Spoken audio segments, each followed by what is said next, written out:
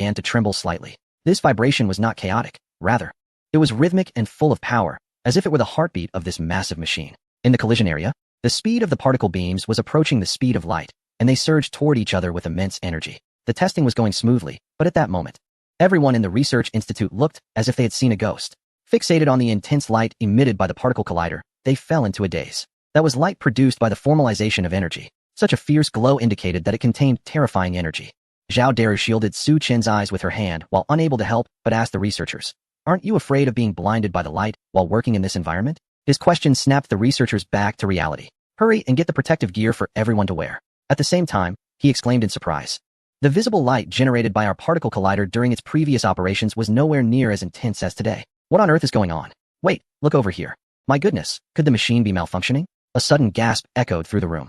Everyone turned to follow his pointing finger. On the enormous screen, the data representing the energy index of the particle beam was skyrocketing. It far exceeded the previous 30 trillion electron volts. Finally, it stabilized at 200 trillion electron volts. Upon seeing this, the researchers at the institute were nearly petrified. It's important to note that the world's top collider generates only 70 trillion electron volts. After a series of operations by Su Chen, it had reached a terrifying 200 trillion electron volts. Lu Xueming was trembling all over. He thought he was seeing things, but after checking multiple times, he confirmed. He wasn't mistaken. This was real. It had truly multiplied by dozens of times, reaching 200 trillion electron volts. He looked at Su Chen, his voice stuttering. "Su Chen, is something wrong?" He wasn't sure and could only ask Su Chen, who seemed to understand better. However, Su Chen furrowed his brow. Lu Xueming noticed his expression and felt a sudden pang of anxiety. He repeated it again. "It can't really be malfunctioning, right?" The investment in the particle collider was enormous, and if it really broke down, he, as the director, would bear significant responsibility. But at that moment, Su Chen regained his composure and looked at the anxious Lu Xueming, saying, "It's not broken. It's just that 200 trillion electron volts is far from my expectations." Hearing this response, the emotions that Lu Xueming had finally calmed were once again surging. "Wow, 200 trillion electron volts isn't enough. What kind of particles are you trying to create?"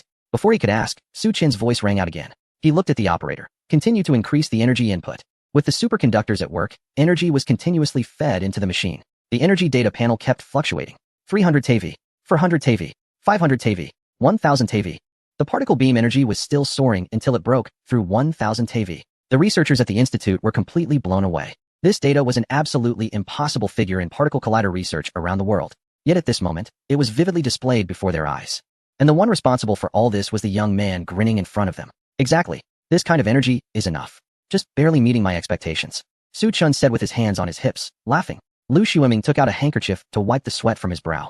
"It only barely meets your expectations after exceeding 1000 TeV. Are you trying to reach the heavens? Goodness, after inputting so much energy, the machine should be fine, right?" Finally, the experiment concluded. Su Chen compiled the collected data. It was astonishing to discover that just this data amounted to an incredible 20,000 terabytes. Chapter 57, Professor Ma. Am I just a tool now? As they exited the research institute, they found that the power was out. The campus was shrouded in darkness. What happened? Why was there a power outage? Lu Xueming was puzzled. "We would like to ask you the same thing." A voice suddenly rang out. "Why are you asking me? How would I know?" Lu Xueming shrugged, but the next moment, he was taken aback and looked in the direction of the voice. He saw a group of people suddenly emerge from the darkness. Zhao Daru immediately became alert and stood next to Su Chen. "Don't be nervous. We are one of you. We are from a special operations unit." The middle-aged leader displayed his credentials. Ma Jiqiang stepped forward, protecting Su Chen behind him, and asked the middle-aged man, "What are you doing at the school?" The middle-aged man shrugged. "We don't want to be here either. Otherwise, we could be resting at home at this hour." He cleared his throat and got to the point. "Relevant departments detected abnormal electricity usage here and sent us to investigate. Which one of you is Director Lu from the Research Institute?" Lu Xueming stepped forward. "That's me." He chuckled lightly. "Is using a bit of electricity enough to warrant this inquiry?" As soon as he finished speaking, a man in a power plant uniform suddenly interjected. "Is that what you call using a bit of electricity? Do you know why the power is out? It's not just your school. The entire city of Longcheng is out of power. The power reserves in the urban area of Longcheng have been completely drained." Upon hearing this, Lu Xueming's eyes widened in shock. Goodness, how much energy has been consumed? He knew that this collision experiment might require a significant amount of electricity, but he didn't expect it to be this exaggerated. Just as he was about to push Su Chen forward, he realized that not only had this kid slipped away, but under Ma Jiqiang's lead, they had all sneaked off. "Hey, you guys," Lu Xueming reached out to stop them, but was grabbed by the power plant personnel. "You need to give us an explanation for this. I want to let this go." Lu Xueming felt like crying. "It has nothing to do with me." Ma Jiqiang. "Su Chen, are you selling out your teammates?" "Professor, is it okay for us to do this?" Zhao Daru felt a bit guilty, but Ma Jiqiang seemed indifferent. "Don't worry, this situation is special. As long as Lu Xueming explains clearly, it will be fine." The key is that Su Chen's research must not be leaked. Upon hearing this, everyone felt reassured. The experiment had continued from the morning straight into the evening. Ma Jiqiang suggested they take a good rest. But Su Chen couldn't wait to start his research. Senior sister, you should go rest. I'll go to the lab by myself. I want to analyze the newly acquired data right now. Ma Jiqiang was taken aback. You little rascal. I know you're dedicated, but you can't push yourself like this. It's so late. You should go back and rest. Clearly, Su Chen had already made up his mind and was not easily swayed. After saying that, he ran towards the laboratory. Watching his back, Ma Jiqiang suddenly smiled. A genius is one thing, but a genius who works this hard. How are we ordinary people supposed to survive? Zhao Daru's mouth slightly dropped open. A leader in engineering humbly considers himself an ordinary person in front of Su Chen. The junior is truly impressive. Not long after Su Chen returned to the research lab and started his work, he saw Zhao Dai come in carrying 2 blankets. Su Chen was a bit surprised. Senior, what are you doing? Zhao Dai spread the blankets beside Su Chen and said, I see you're not planning to go back to sleep tonight. So I'll just sleep here and keep an eye on you. And don't stay up too late. As she spoke, Zhao Dai stretched and slowly lay down. Before long, a soft snoring sound could be heard. Su Chen shrugged. What happened to protecting me? You fell asleep so quickly. Looking at Zhao Dai's delicate face, he felt an inexplicable sense of cuteness. He also stretched, but didn't rest. Instead, he continued his research. Time waits for no one. Su Chen worried that if he fell asleep, he would wake up to news of advanced technologies being developed elsewhere, fearing he would fall behind. In the blink of an eye, half a month passed. During this time, Su Chen frequently visited the Particle Collider Research Institute for experimental analyses. Ultimately, through relentless effort, he captured a new type of particle he needed under specific energy fluctuations based on the data he gathered. This was incredibly exciting news.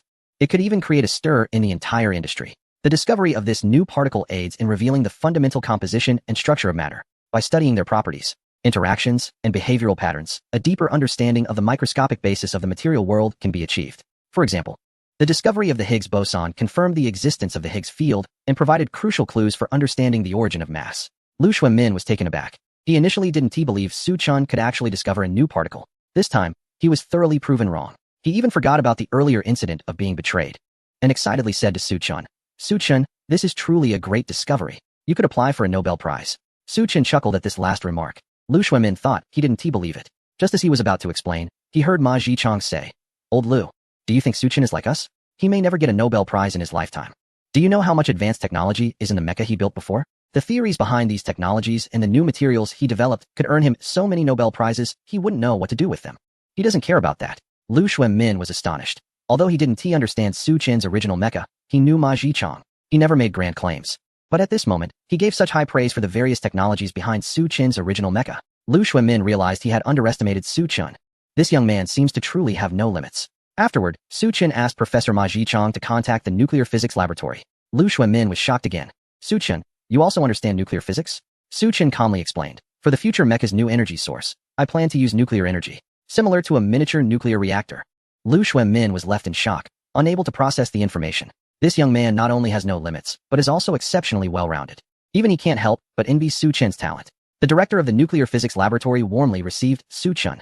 He had heard of Su Chen's reputation and was prepared to collaborate with him. However, when the research actually began, he found that Su Chen's theories on nuclear energy applications were far too advanced. Initially planning to collaborate, he ended up barely being able to assist Su Chen. There were even moments of near mistakes. In front of Su Chen, the esteemed director of the National Defense Nuclear Physics Research Institute appeared almost like an apprentice.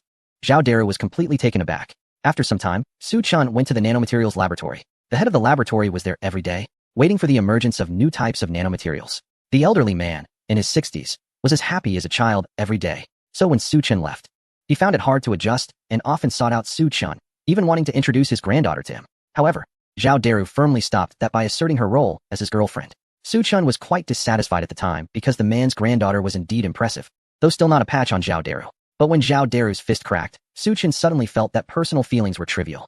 Building national defense was what they should focus on. Leaving the nanomaterials laboratory, Su Chen moved on to other labs. Professor Ma Jiqiang had completely become a facilitator for Su Chen, helping him connect with various laboratories. Yet, he was completely unaware of Su Chen's research progress.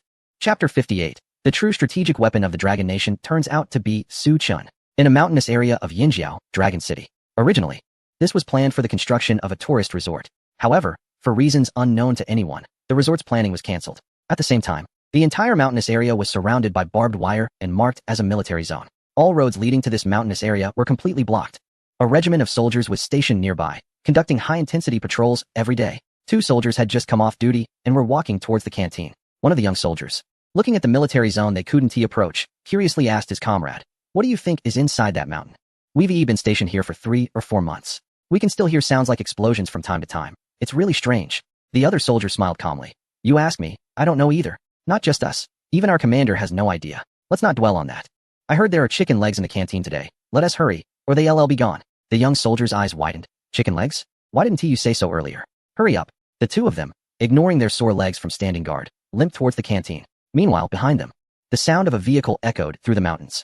Zhao Daru was driving a military truck, with Su Chen sitting beside her, heading deep into the mountains. They didn't know how long they had been driving when they stopped in front of a hill. Su Chen took a mechanical panel out of his pocket. The panel shimmered under the sunlight, covered with various complex buttons and indicators. Su Chen gently pressed one of the buttons, and in that moment, it felt as if time had frozen. Immediately after, a slight vibration came from beneath his feet, initially weak but quickly intensifying. The hills began to shake, as if a giant beast sleeping within was being awakened. As the vibrations grew stronger, the mountain walls slowly opened to the sides, emitting a deep rumbling sound. The sound echoed in the air, reminiscent of an ancient call. As the walls parted, dust flew up, and sunlight gradually poured into the space that had been hidden in darkness. When the walls were fully opened, a vast space appeared before them. The interior of this space was hollowed out, filled with high-tech equipment on both sides. As the walls opened, a strong atmosphere of technology surged forth. In the center of this enormous space stood a massive mech, towering and powerful, as if it were a mountain forged from steel. Its body emanated a cold metallic sheen. The lines were sharp and smooth, with every detail showcasing exquisite craftsmanship and immense power. The head was held high, as if declaring its majesty and inviolability to the world. Under the sunlight, it sparkled with mysterious colors. This mech was the prototype of the space mech that Su Chen had spent nearly 6 months researching. Due to its colossal size, the prototype could only be studied in the mountainous area. After modifications, Su Chen transformed one of the hills outside Yinjiao into a manufacturing workshop for the space mech. This scene, reminiscent of science fiction, was rarely seen.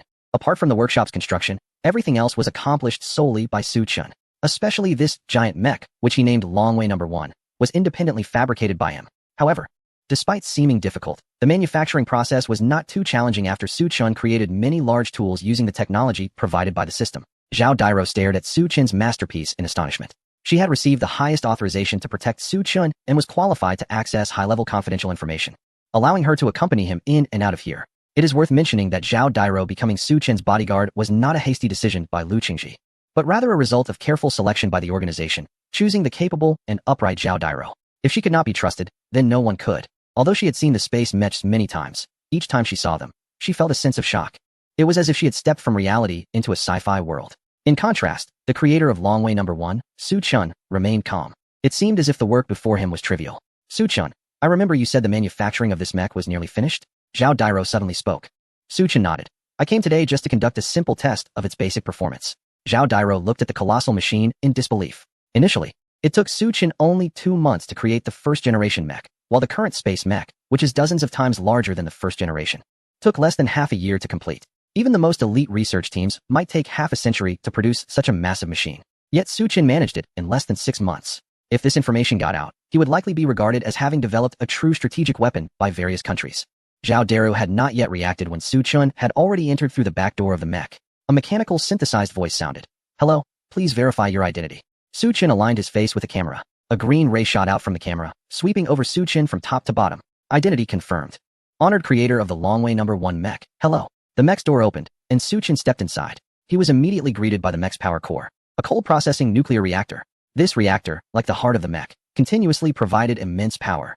The coal-processing technology used in the reactor allowed it to maintain a low temperature during operation, greatly enhancing safety and reliability. Additionally, the reactor was wrapped in nanomaterials, ensuring that even if the mech were destroyed, the power core would remain secure. In extreme space environments, this nuclear power core could continuously output powerful energy, providing solid support for all the mech's functions. As he moved further inside, a low hum resonated in his ears. These were several engines on standby, distributed across the critical areas of the mech, akin to wings, granting it the ability to navigate through space. Each engine was meticulously designed and rigorously tested, boasting high thrust, reliability, and precision control. In space, these engines could flexibly adjust their output power and direction based on different mission requirements, allowing the mech to perform various maneuvers quickly and accurately. When the engine started, a deep roar echoed, and the blue flames ejected looked as dazzling as shooting stars. Su Chen walked into the control room, where 2 seats indicated that this mech could accommodate 2 operators simultaneously. They could work in close coordination with the mech through an advanced human-machine interaction system. achieving efficient operation and control. However, two people were not necessary. One person could operate all functions of the mech. Su Chen sat down in one of the seats. The mech system's voice sounded again. Welcome to pilot the Longwei No. 1 Transspatial Mech. I am the artificial intelligence Longwei number 1. You can simply call me 1. As this voice echoed, all the lights in the control room illuminated. Su Chen put on the helmet, and the surrounding scenes of the mech were presented to him in a 360-degree view. The helmet's consciousness was linked with the mech. With just a thought, the mech would respond to his intentions in various ways. This was true human-machine interaction. Su Chen looked at the internal panel, which displayed various information about Longwei number 1. Its height was 28 meters. Due to the special materials, its weight is only 43 tons. However, its maximum takeoff weight can reach an astonishing 152 tons. This means that the mech has an extraordinary carrying capacity. From the data, it is clear that this is definitely a standard heavy mech. Su Chen suddenly felt as if he had crossed into a movie. His mood became excited. At this moment, the voice of Longwei 1 echoed. Shall we conduct the preliminary test flight? Since they were here, how could they not test it? Su Chen couldn't wait any longer and immediately ordered, start the test flight. Chapter 59, Test Flight of Longwei 1, Aiming for the Stars and the Sea.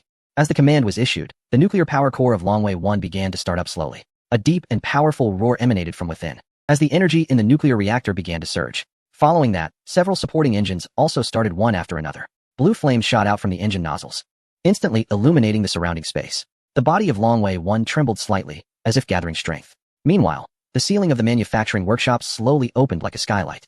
As the ceiling fully unfolded, the massive body of the space mech began to rise slowly. Although the speed was slow, it gave an unstoppable feeling. Dust on the ground was blown into the air by the powerful airflow, forming a hazy mist. The distance between the bottom of the mech and the ground grew larger, and its gigantic figure gradually moved away from the earth. As the altitude continued to increase, the speed of Longwei 1 also began to accelerate. The wind howled past it, creating a sharp sound. Hovering in midair, the mech's body appeared even more majestic under the sunlight. This grand scene was also witnessed by the soldiers stationed nearby, who stared wide-eyed at this sci-fi-like spectacle. This moment would undoubtedly become an unforgettable memory etched in their minds for a lifetime. At this moment, Su Chen suddenly realized, oh no, I forgot to report. According to protocol, I should have notified the higher-ups about the initial test flight. Otherwise, it would be bad if something like the previous encounter with the 5th-generation aircraft happened again. Zhao Deru also saw the mech flying in the sky. She stomped her foot.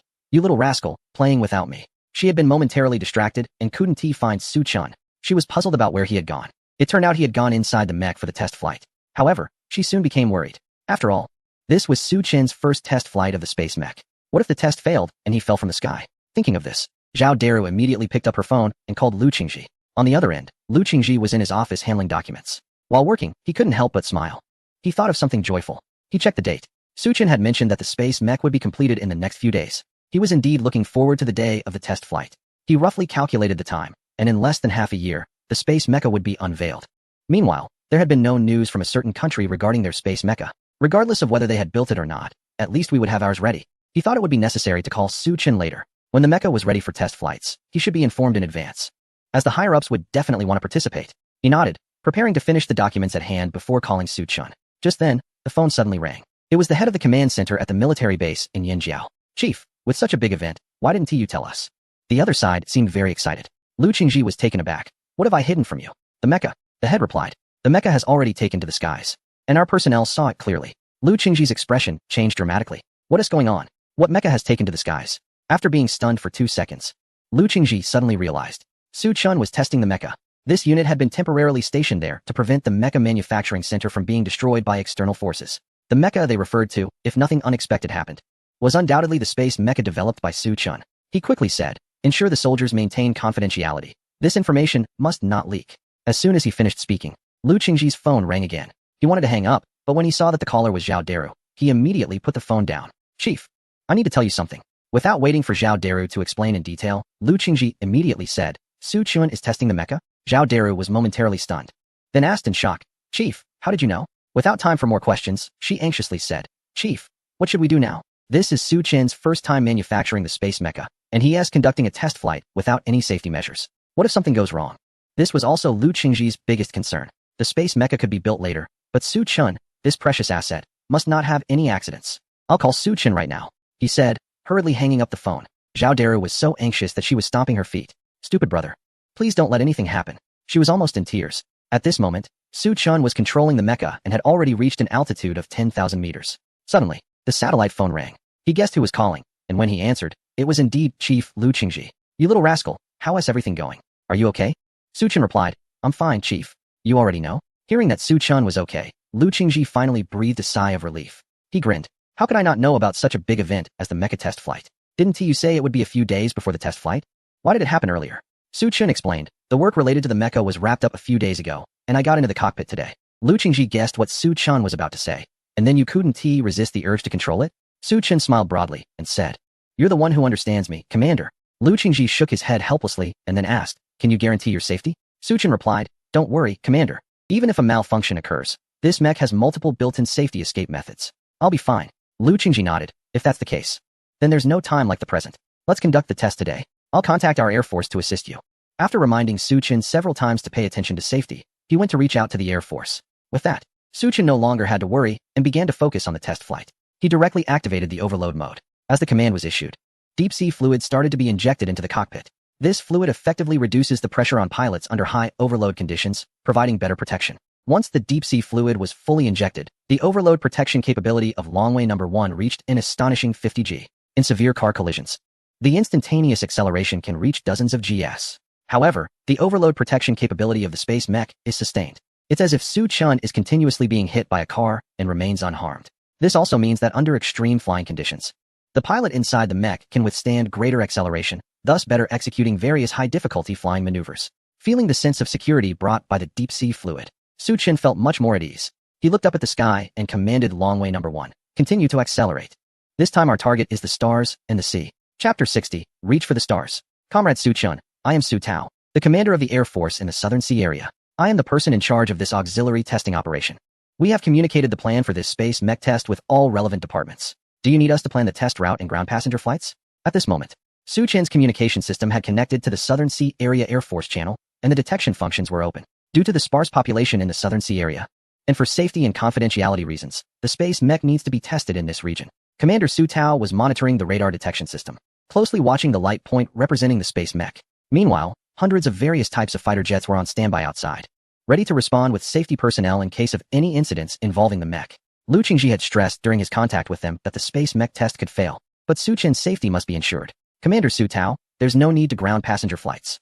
The flight altitude of the space mech is far above that of passenger planes and will not affect them. Su Chen replied. He was also somewhat surprised that the person in charge of this test was actually General Su Tao, whom he had met not long ago at the Air Force Base in the Eastern Theater. To be precise, it was Su Tao who had approached Su Chen, wanting to see this young man who had created such powerful mechs for the nation. The two met there. That's true. Since this is the case, it will save us some trouble. For the upcoming testing work, please be extra cautious. We will closely monitor your situation, and if any uncontrollable events occur, please contact us immediately. Su Tao instructed. Su Chen nodded slightly. All right, General Su. As these words fell, Su Chen gazed at the vast sky. At that moment, the mech was at an altitude of 10,000 meters, while the typical cruising altitude for passenger aircraft ranges from 8,000 to 12,000 meters. The current position of the space mech still had the potential to encounter passenger planes. Su Chen continued to issue acceleration commands, flying higher into the sky. With a command, the engine of Longway No. 1 roared to life again. The powerful thrust propelled it rapidly upward. As the space mech accelerated, its shape began to change,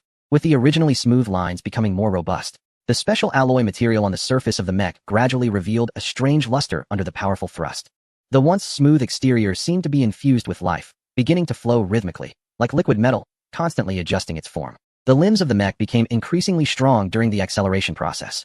The joints of its legs continuously extended and reinforced, with the massive mechanical skeleton inside emitting cracking sounds, as if adapting to the impending immense pressure. The thrusters at the feet were also constantly adjusting angles and power, providing Longway No. 1 with more stable support and powerful thrust. During the acceleration, a pair of massive wing-like thrusters slowly unfolded from the back of the mech. These thrusters were made of high-strength alloy and nuclear power energy cores, capable of generating strong thrust and anti-gravity fields. The surface of the thrusters was covered with dense heat dissipation holes and energy guiding plates, continuously emitting high temperatures and dazzling light. As the thrusters fully activated, the speed of the mech skyrocketed, and the surrounding air was distorted by the powerful airflow. The color of the mech also changed during the acceleration, with the original silver-gray coating gradually enveloped by a layer of mysterious blue glow, as if protected by an energy shield. This layer of light not only made the mech look more imposing, but also effectively resisted various radiation and small meteorite impacts in the universe. As it was about to enter the suborbital combat mode, the mech needed to adapt to extreme environments and immense pressure, so its structure and materials would undergo corresponding changes. The so-called suborbital space is the atmospheric layer just below the space orbit, at an altitude of 20,000 to 100,000 meters above the ground. Here, the air is thin, temperatures are extremely low, and there is also intense radiation and cosmic dust. However, for Longwei No. 1, these were not issues. Its advanced protection systems could effectively counter these threats, allowing the pilot to operate the mech safely even in harsh environments. The speed of the space mech continued to increase. The hum of the engine created a series of sonic booms in the suborbital space. As the speed approached 20 Mach, the space around the mech seemed to distort. Brilliant beams of light flickered around the mech, created by the plasma generated from high-speed air friction. The mech shot through the sky like a meteor, racing towards suborbital space, leaving a long trail behind. Meanwhile, on the ground radar display, the light representing the space mech flickered in and out like a ghost, with each disappearance and reappearance. Its position was off by a staggering distance. Su Tao stared intently at the screen, startled by what he saw. What is going on? Is our radar monitoring system malfunctioning? Why is the light moving so fast? The maintenance personnel on standby nearby also observed the radar's performance and thought it was a malfunction. The light's movement was exaggerated. It was as if it covered 10,000 meters in just 15 seconds. Such speed equated to 20 Mach. How could such terrifying speed exist? It must be a radar malfunction. Su Tao furrowed his brows. Damn it. How could it fail at such a critical moment? Hurry up and check the cause of the malfunction. He immediately ordered. The maintenance personnel didn't dare to slack off. But when the testing equipment was connected, they were instantly stunned. Su Tao was anxious. What is going on? Why aren't you moving? The maintenance personnel widened their eyes, seemingly startled as well. One of them turned to Su Tao. Chief, our testing equipment shows that there's no problem with our radar system. Everything is functioning normally. Upon hearing this, Su Tao was quite surprised. Everything is normal? How is that possible? He looked back at the radar display. At this moment, the light point had reached a height of 100,000 meters above the ground. Just moments ago, it was around 10,000 meters. Check if there's any issue with the testing equipment. Contact Su Chen for me. I need to confirm that everything is fine on his end. Su Tao initiated a communication. Comrade Su Chen, it seems our radar system has encountered a problem. What are you doing right now? Are you safe? Su Chen replied. Safe? I'm watching the stars. Su Tao. Chapter 61. Scalpel of the Barents Sea. In the southern sea area, the sky resembled a vast sapphire. Pure and deep, closely connected to the magnificent blue ocean. Between the horizon and the sea, it seemed like nature had painted a grand picture with the most delicate strokes. This is the sacred maritime territory of the Dragon Country. Every wave and every gentle breeze carries the dignity and glory of the nation. Pilot Zhang Jiwei was currently patrolling above. He is a young pilot. His mentor retired honorably last year, passing the responsibility of patrolling this area to him. Every day he patrols this region. He is incredibly diligent. He fears that any oversight on his part could lead to an unwarranted infringement of the nation's airspace. However, due to the country's increasing strength in recent years, the frequency of such infringements has significantly decreased. However, due to its gradual strengthening, a certain country has increasingly sought to provoke. Zhang Jiwei piloted the J-16, soaring through the sky. Under the sunlight, it shimmered with a metallic luster, resembling a sharp sword, defending the nation's maritime territory. At this seemingly calm moment, Zhang Jiwei's hawk-like sharp gaze suddenly burst with intensity. Damn it, here we go again. He saw a reconnaissance aircraft being locked onto by the radar system. It was not a friendly aircraft, but rather a reconnaissance plane from that country's RC-135 series. He had encountered this reconnaissance aircraft conducting missions in the surrounding waters before. However, as it had not entered the national waters and was only operating in international waters, Zhang Jiwei did not take countermeasures. Yet, such provocation right at his doorstep was quite displeasing to him. Zhang Jiwei pushed the control stick, accelerating towards the aircraft, ready to confront it. At the same time, he opened the radio and issued a warning. You are about to enter our national waters. Please withdraw immediately. Otherwise, I will take countermeasures. In the past, at this time, the other reconnaissance aircraft would usually circle around for a while and then leave. But this time, the reconnaissance aircraft seemed unwilling to depart and continued advancing towards the national waters. Zhang Jiwei issued another warning to the reconnaissance aircraft. You are about to enter our national waters. Please leave immediately. Please leave immediately. Otherwise, I will take countermeasures. The pilot of the reconnaissance aircraft chuckled lightly, seemingly ignoring the warning and continuing to gather information. Eventually, perhaps finding it annoying, not only did he not respond to Zhang Jiwei's warning, but he even directly shut off the public channel. This was outrageous. Zhang Jiwei adjusted the communicator to the ground control tower, calling the tower. This is 0317. I have detected the RC-135 reconnaissance aircraft intruding into our national waters. Requesting instructions. Requesting instructions. Su Tao, upon hearing the message from the pilot under his command, was immediately taken aback. He was still in shock over the speed of the space mecha at Mach 20 when he received the news and quickly redirected the radar system towards the aircraft piloted by Zhang Jiwei. The radar showed an unknown reconnaissance aircraft approaching the national waters. Su Tao furrowed his brow. He asked Zhang Jiwei through the Air Force channel, did you warn them? Zhang Jiwei recognized it was Commander Su Tao's voice and promptly replied, 0317 has warned them. However, it has been detected that they have closed the public channel and ignored our warning, requesting further instructions. Su Tao slammed his fist on the table in frustration. He wished he could have Su Chen pilot the mecha to take down the reconnaissance aircraft, but he knew this was not the time for rash actions. He quickly issued an order. Activate fire control. Let us see if they leave. Yes. After receiving the ground instructions, Su Tao decisively activated the fire control radar, locking onto the target. This meant the J-16 could attack the enemy reconnaissance aircraft at any moment. When the fire control radar locked onto the reconnaissance aircraft, an ear-piercing alarm immediately sounded. The pilot in the reconnaissance aircraft let out a cold laugh, having already noticed that he was locked on by the other side. However, he had no intention of retreating and continued to delve deeper into the waters of the region. Control tower. Activate fire control. But the other side continued to intrude into our airspace. Su Tao furrowed his brows and clenched his fists. In the past, as long as fire control was activated, the reconnaissance aircraft would usually retreat. But now, for some unknown reason, it repeatedly challenged the bottom line of the region. Su Chun, through the Air Force channel, also heard the news of the reconnaissance aircraft intruding into our airspace. Moreover, we had activated fire control, yet the other side still dared to intrude. How fearless are they?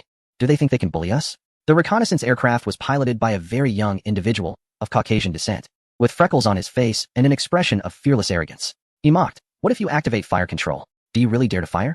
If you anger me, I'll take you down even in a reconnaissance aircraft." He continued on his path, undeterred. The region traditionally does not fire the first shot, but it is certainly not cowardly. Seeing the continued aggression, Zhang Jiwei was furious. He dove directly beneath the reconnaissance aircraft. Then, he abruptly pushed the control stick, bringing the tail wing close to the belly of the reconnaissance aircraft, preparing for a surgical strike.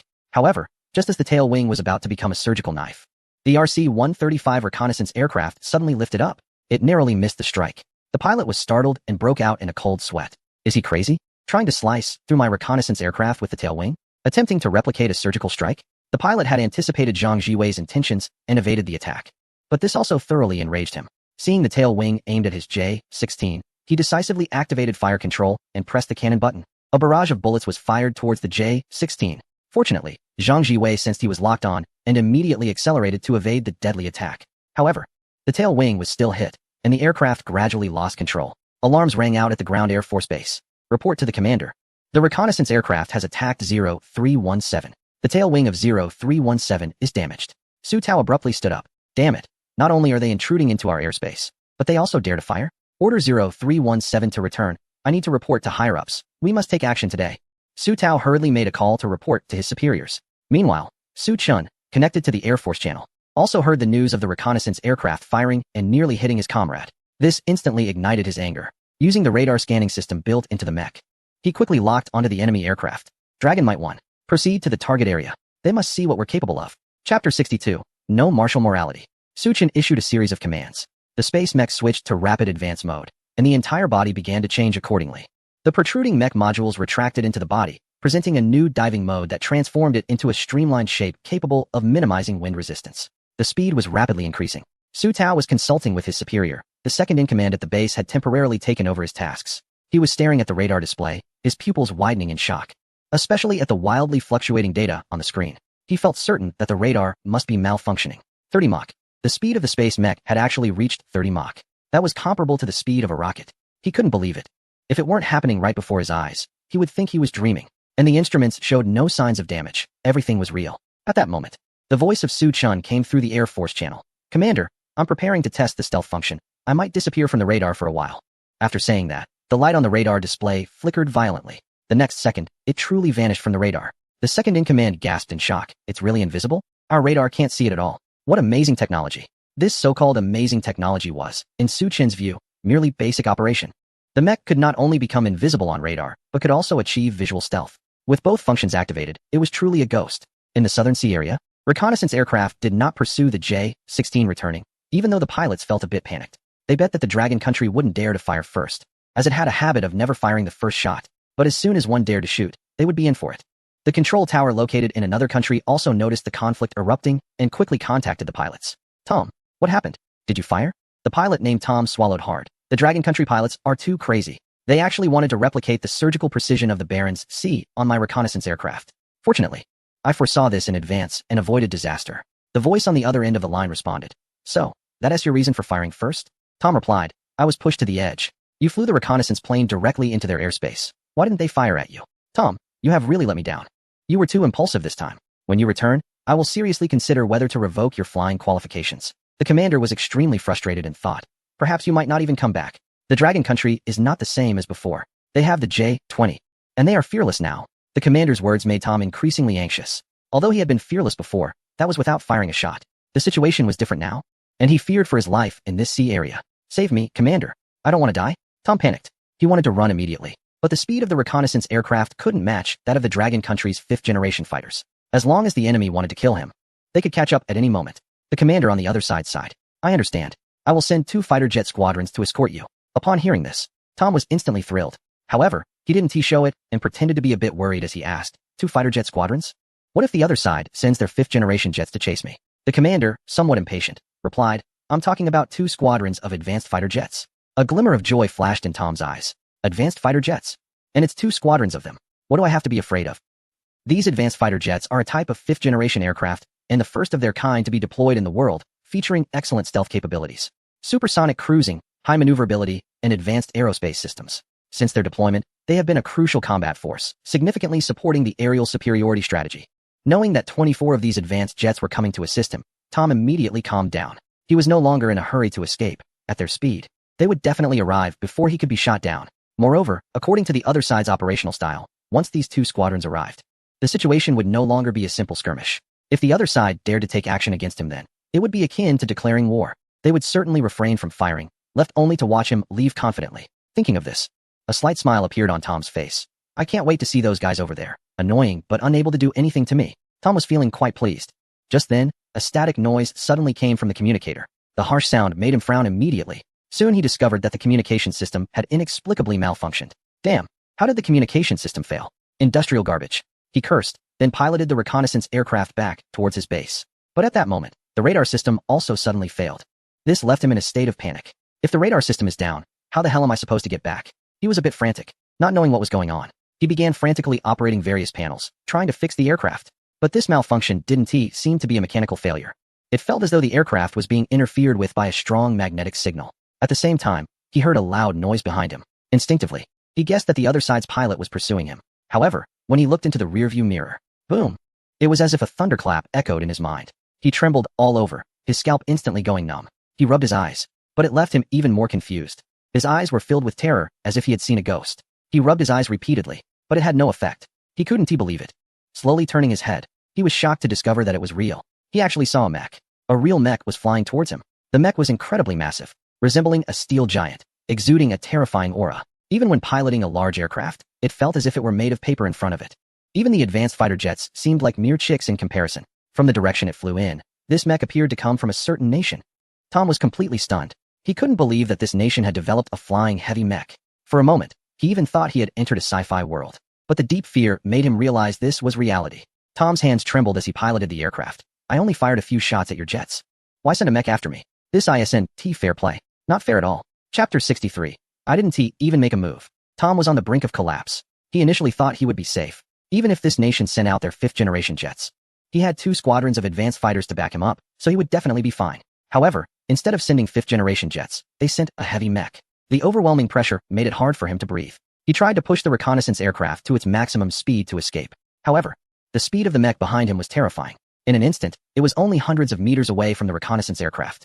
It looked like it was about to overtake him. What was even more unbelievable was that the mech became invisible. It vanished into thin air. This mech can also cloak?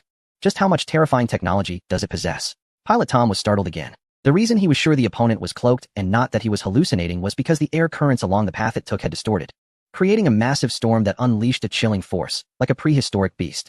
As it got closer, Tom was dumbfounded. The violent airflow had caught up to him. Just as it was about to make contact with the reconnaissance aircraft, what seemed like a sturdy jet instantly fell into a dire situation. The intense wind pressure sliced through the aircraft's body like countless sharp blades from all angles. The metal body emitted a sharp wail under this irresistible force. The paint on the surface was the first to be stripped away, like leaves caught in a tempest, scattering in the air. Soon after, the outer shell began to develop fine cracks, spreading quickly like a spider web. The airflow kept impacting the aircraft, causing it to shake violently. Parts and fragments were violently torn from various places on the aircraft, flying chaotically in the air. Some smaller components were instantly swept into the airflow, disappearing without a trace. Before long, the structure of the aircraft began to collapse. The wings broke first under the immense pressure, drooping helplessly like broken wings. Then the fuselage was twisted and deformed by the airflow, ultimately being completely torn apart under the unbearable load. Fragments were swept away by the airflow, some shooting across the sky like meteors, while others plunged into the sea, splashing high columns of water. The entire scene resembled a storm of destruction, vividly showcasing the terrifying power of nature's fury. Amidst this devastated landscape, only silence and debris remained, bearing witness to the heart-stopping spectacle that had just unfolded. Su Chun rushed to the front of the aircraft, slowly turning around to gaze in disbelief at the unfolding events behind him. He had merely intended to intercept the reconnaissance aircraft, just brushing past it at a distance of 100 meters. Yet he had not expected the turbulent airflow to be so violent that it tore him apart. Looking at the enemy, now reduced to mere fragments along with their aircraft, Su Chun gently remarked, "I didn't lay a hand on it." He himself was surprised that the high-speed mode could lead to such violent airflow. Meanwhile, the Air Force Base had been monitoring the movements of the reconnaissance aircraft. Su Tao had already reported to his superiors, who approved the interception. If the enemy resisted, they were to shoot it down directly. Su Tao received the order and immediately contacted the Air Force, dispatching 3 aircraft for interception. However, just as the planes were about to take off, the command center was stunned to see the enemy reconnaissance aircraft suddenly disappear from the radar. Where had the enemy aircraft gone? They had clearly seen it just moments ago. It couldn't be that it had employed new stealth technology that rendered them undetectable. That would be unscientific. If such advanced technology existed, why hadn't it been used from the start? Quickly, the pilots began contacting headquarters. "This is 1210. Reporting to the tower. We have discovered the shattered remains of the enemy reconnaissance aircraft on the sea surface. It seems to have suffered a heavy blow." Hearing this, the command center was taken aback. Shattered? What was going on? They hadn't even engaged yet. How could it have been reduced to fragments? Was this some new form of deception? Su Tao furrowed his brow, as if realizing something, and quickly turned to the radar display. Where was Su Chun? Why didn't he show up on the radar? The second-in-command quickly explained, "Don't worry, sir. When you went to report to your superiors, Comrade Su Chun mentioned he wanted to test the invisibility features of the mech, and that's why we can't track him." Su Tao sighed in relief. There were too many responsibilities to handle today, and each was crucial, making it hard to keep up. However, he still felt some concern and hurriedly tried to contact Su Chun. After learning that he was safe and had already arrived at the testing site in the Southern Sea, Su Tao quickly inquired, "The reconnaissance aircraft has intruded into our Southern Sea area, but once our aircraft arrived, they found it destroyed by an unknown force." "Comrade Su Chun, this has nothing to do with you, right?" Su Chun replied, "Of course it has nothing to do with me. I didn't even touch it. It just fell apart on its own." The people in the command center were left bewildered. If you didn't lay a hand on it, how could it possibly fall apart on its own? You can't just say that you passed by and he cracked open by himself, right? Su Tao asked in surprise. Now it was Su Chin's turn to be confused. "Did you install surveillance on the mech?" "I really just passed by, and he cracked open by himself. If you don't believe me, I can show you the dashcam footage," Su Chin said. Su Tao felt that the dashcam footage was unnecessary for now. Just as he was about to say something else, the headquarters suddenly triggered an alarm. Su Tao was taken aback and stood up in shock. Level 2 alarm. What is happening? In the command room, the phone started ringing off the hook. A staff member suddenly stood up and looked at Su Tao. "Sir, the monitoring station guarding the Southern Sea area has sent a message. 2 squadrons of advanced fighter jets are heading towards our southern waters." Su Tao's expression gradually turned serious. "They're coming for us." Chapter 64, Chaotic 5th Generation Fighter Squadron. Respected creator of Longwei 1, we have detected 24 F-22 fighter jets approaching our position. Please prepare for response. The artificial intelligence system built into Longwei 1 had detected the movements of the enemy's fighter jet squadrons. Under its alert, Su Chun looked at the radar of the heavy mech. On the massive screen, 24 blinking dots appeared. Huh, they aren't even stealthy? Coming in so boldly. Su Chun was astonished to find that these 5th-generation fighters had not activated their stealth capabilities. Of course, even if they had, Su Chun wasn't worried. The radar scanning function built into Longwei 1 could ignore their stealth. Seeing these mechs heading straight for their country, Su Chun would definitely not go easy on them. He activated the rapid advance mode, flying to the waters near a certain country to wait for them. Under the effect of optical stealth, Longwei 1 blended into the sky. Colonel Brooke noticed that the reconnaissance plane piloted by Major Tom had disappeared from the radar. "Is my radar malfunctioning?" A young pilot from the enemy's aerospace squadron raised such a question in their internal channel. Colonel Brooke, the head of the 2 squadrons, looked at the radar with suspicion. He noticed that the reconnaissance plane, which had been visible before, had completely vanished. This left only 2 possibilities. One is that their reconnaissance plane's radar system malfunctioned. The other is that it was shot down by the enemy's fighter jets. "Colonel Brooke, did we arrive late?" "We rushed here as soon as we received the mission order. It shouldn't be late. Moreover, it's only been a little over 10 minutes since we set off. Didn't it take time for the enemy to come too?" Another pilot from the squadron questioned. Colonel Brooke sneered. "What are you thinking, Sergeant? It must be Major Tom's radar system that has failed. The enemy would never dare to shoot down our planes. They're a bunch of cowards." Saying this, Brooke immediately contacted the tower. "This is KD Squadron. I am Squadron Leader Brooke. We've lost Major Tom's position on the radar. Tower, please contact Major Tom and have him wait for us at his original location. Over." The tower was silent for 2 seconds. Brooke thought there was a communication failure. And just as he was about to repeat his message, the base commander's voice came through. Brooke, we can't reach Tom either. His position has disappeared from the base radar. Hearing this, both Brooke and the other pilots were stunned. A radar malfunction could be understandable, but both the radar and communication systems failing was another matter entirely. A bad feeling crept into Brooke's mind. Could it be that the forces from that region shot down Major Tom?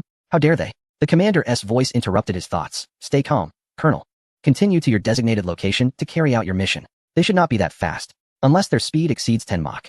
After saying that, the commander hung up. Given the situation, they couldn't turn back now and could only continue toward the last known location of Tom. However, just as they passed near the waters of a certain nation, something fell off. Strange, is my radar malfunctioning too? Why can't I see your positions on the radar?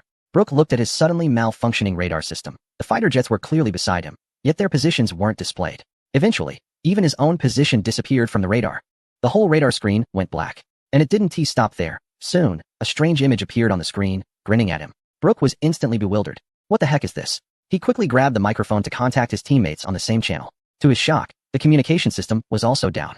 It was completely unusable. This is unbelievable. He instinctively turned to look at the other team members to see their situation. Just as he turned, he saw a fighter jet charging toward him at full speed. He quickly pushed the control stick, and the F-22's engines roared, reaching maximum speed in an instant. He narrowly avoided the sudden charge from his teammate's jet. He recognized the pilot, who was angrily shouting from the cockpit. Randy, are you out of your mind? You almost got me killed, do you know that? Grip that control stick like you're holding onto your pants. If you zone out again, I swear I'll open fire, do you believe me? Even knowing the other side couldn't hear his angry shouts, Brooke still vented his frustration. However, it seemed that pilot Randy heard him, as he turned his jet and charged toward Brooke again at full speed. Brooke was completely stunned. He widened his eyes, unable to believe what was happening.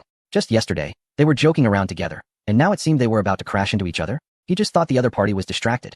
The fighter jet piloted by Randy had its guns aimed at the fighter jet piloted by Brooke. As they collided, large caliber bullets were fired simultaneously. Brooke was caught off guard by this sudden turn of events. He pushed his speed to the limit while dodging Randy's pursuit.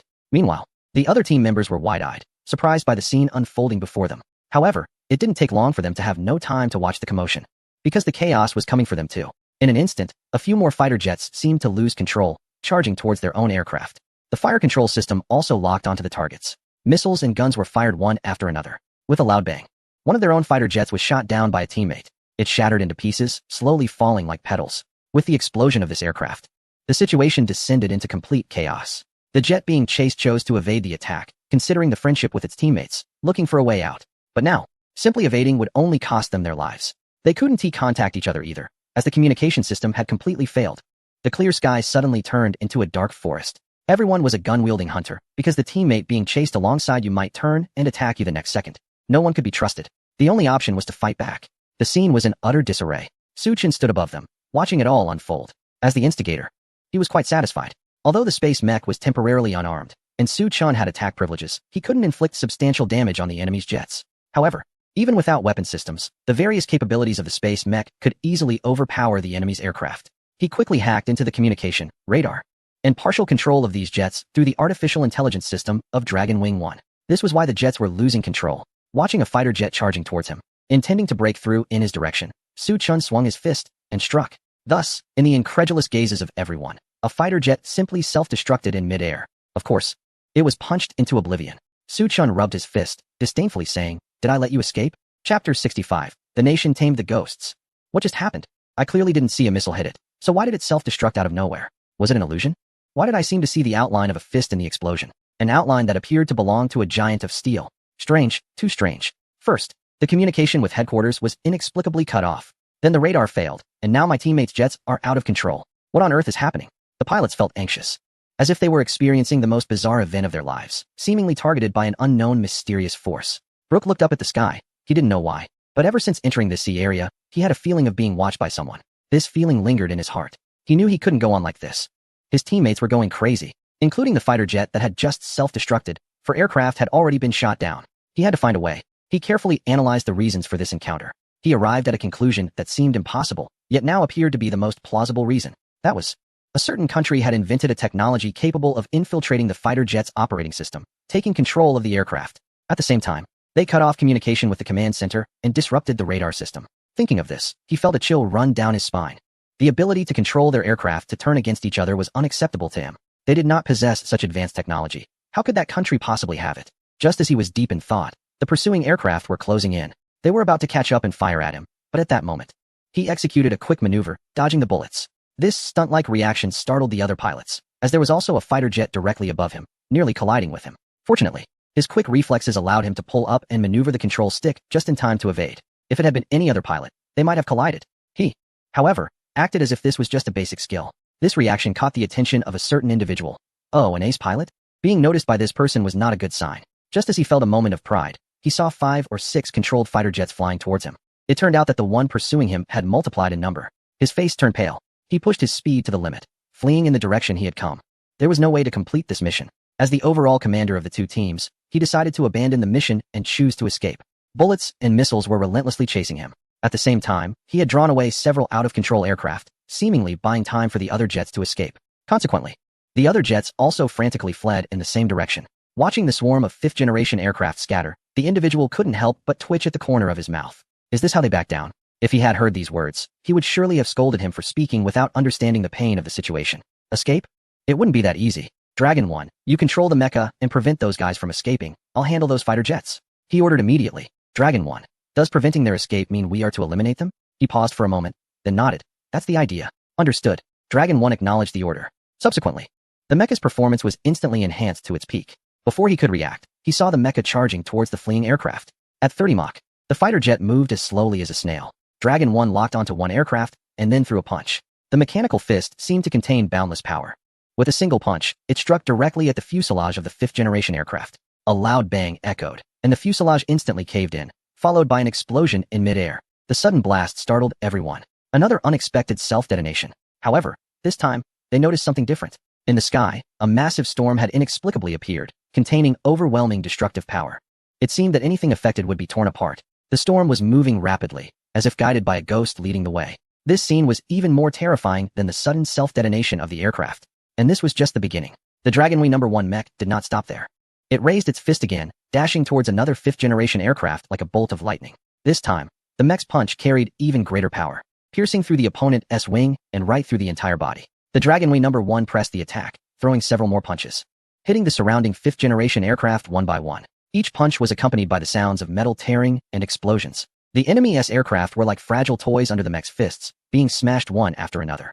Under the continuous assault of the mech, the enemy's fifth-generation aircraft were destroyed one by one. On Su Chen's side, he was still controlling his aircraft to chase after Brook, but when he looked back, he saw that all those aircraft had turned into fireballs, resembling fiery roses in the void, an incredibly shocking and stunning scene. At this point, only 6 aircraft remained on the battlefield. Out of 2 squadrons of fifth-generation aircraft, 24 planes, only the last 6 were left. Wow, this is amazing. Su Chen was stunned. He had entrusted the operation to artificial intelligence and did not expect such high combat efficiency. 1 punch for each enemy, and in less than 15 minutes. More than half of them had been wiped out. This efficiency was unmatched. Meanwhile, Brook was completely terrified. A ghost. The Dragonwing had actually tamed a ghost. While fleeing for his life, he kept an eye on the situation behind him. He discovered that all his subordinates had been obliterated by that invisible force. Now, there was almost only his aircraft left. He had to bring this critical news back. The Dragonwing was no longer the same as before. They had tamed ghosts to help them fight. It was terrifying. Brook accelerated with all his might. But just then, he suddenly felt his aircraft shake violently. He thought it was just turbulence. But the next second, he saw his aircraft turn around, heading towards the pursuing aircraft. Brook's eyes widened in disbelief as he watched this unfold. He realized that his aircraft had also been taken control of. It was over. This thought flooded his mind. Then, he saw the fire control system activate automatically. Missiles locked onto the pursuing aircraft and were launched. They accurately hit 1, 2, 3, 4 aircraft. All 4 were destroyed, turning into beautiful fiery roses, making a grand exit. In the end, only 2 aircraft remained. The fire control was turned off, and Brook watched helplessly as his aircraft collided with the enemy. Boom! 2 advanced fighter jets collided. An astonishing explosion erupted. At this point, both squadrons of fighter jets were completely wiped out. Chapter 66. The complete destruction of the enemy fighter jets. At the Longqing Air Force Base, in a conference room, an elderly man with gray hair took out a document from his briefcase. He handed it to Lu Qingji in front of him. Lu Qingji took it and couldn't help but open it, his eyes instantly lighting up. This is it. This is exactly what I need. Thank you, Mr. Gu. You've been a great help to us. Lu Qingji put down the document and tightly grasped the elderly man's hand, looking extremely excited. The elderly man was somewhat surprised. Although this blueprint looked quite impressive, it was merely a conceptual design that was not practical. There was no need for Lu to be so excited, right? Lu Qingji placed the document into a confidential envelope and then put it back in his briefcase. Mr. Gu, we can't discuss the specifics. But trust me, this document is crucial for us. Please keep it confidential. Mr. Gu felt increasingly puzzled. It seemed as if they could actually produce what was on the blueprint. Soon after, Lu Qingji took out another document from his bag for Mr. Gu to sign. The elderly man glanced at it and was shocked to find it was a confidentiality agreement. The elderly man looked at Lu Qingji in disbelief. Do we really need to sign a confidentiality agreement for this? Lu Qingji noticed the surprise in the elderly man's eyes and nodded at him. The elderly man smiled helplessly but cooperatively signed his name. Thank you for your cooperation. Lu Qingji then stood up, shook his hand again, and prepared to see the elderly man off. Just then, the deputy commander of the base rushed in. From his anxious expression, it was clear that something urgent was happening. The elderly man wisely left, and Lu Qingji learned the situation from the deputy commander. What? The enemy has dispatched 2 squadrons of advanced fighter jets heading towards our southern waters? They didn't even turn on their stealth mode. How arrogant. 2 squadrons of 5th-generation jets, a total of 24 aircraft. This could force our country into a secondary alert status. To counter these jets, we would need to deploy at least 24 J-20 fighter jets. If a conflict breaks out, it could potentially lead to war. Lu Qingji cursed the enemy in his heart, not knowing how to stay calm and always looking for trouble. But soon, he seemed to think of something and exclaimed, "Isn't Su Chun testing the mech in the southern waters? Hurry, get him back." 2 squadrons of 5th-generation jets represent a very powerful air force that could incapacitate the air force of a medium-sized country. And he remembered that Su Chin's mech was not equipped with a weapon system. If they truly encountered each other, would they have to fight with their fists? No. He must quickly notify Su Chin to return. He is our national treasure, and nothing must happen to him. Thinking of this, he hurried to the command room. Enter the channel where Su Chin is.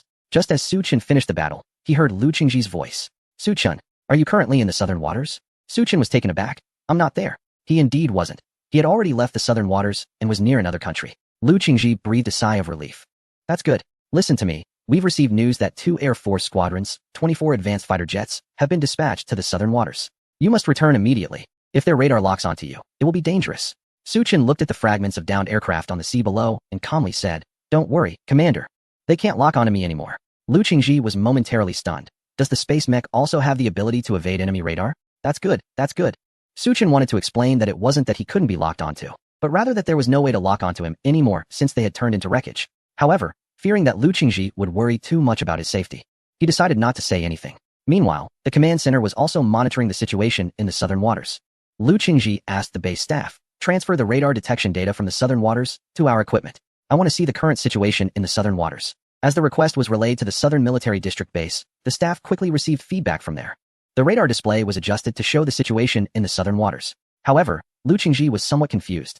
Wait a minute. Where are the 24 fighter jets? There's nothing at all. The screen not only covered the entire southern waters, but also included the surrounding areas, extending all the way to the vicinity of the enemy's Air Force base. If enemy aircraft really flew towards the southern waters, they would definitely be detected. Unless Lu Qingji immediately contacted Major General Su Tao. Old Su, what's going on? Didn't you say that 2 squadrons of enemy aircraft were heading to the southern waters? Why am I seeing nothing here? Su Tao was in the same state as him. Old Lu, I can't figure it out either. These aircraft suddenly disappeared 15 minutes ago. I think they might have activated their stealth capabilities and evaded our radar. Lu Qingji also considered this possibility. The stealth capabilities of the advanced fighter jets were formidable. Even with multiple upgrades to their radar, it would be of no use. Old Su, with 24 advanced fighter jets activating their stealth, their combat power cannot be underestimated. You must be fully prepared for defense. Especially ensure Su Chen's safety. I've already instructed him to return, so make sure to escort him during this time. Just as Lu Qingji was speaking, a sudden exclamation came from the other end of the microphone. What? What did you say? It seems someone was shot down? How is that possible? Su Tao's voice suddenly rose. Lu Qingji was startled. He became more anxious. What's going on? Who was shot down? Old Su, for heaven's sake. Speak up. Lu Qingji initially thought that Su Chen had been shot down. How could that be? He had just been on the phone with Su Chen.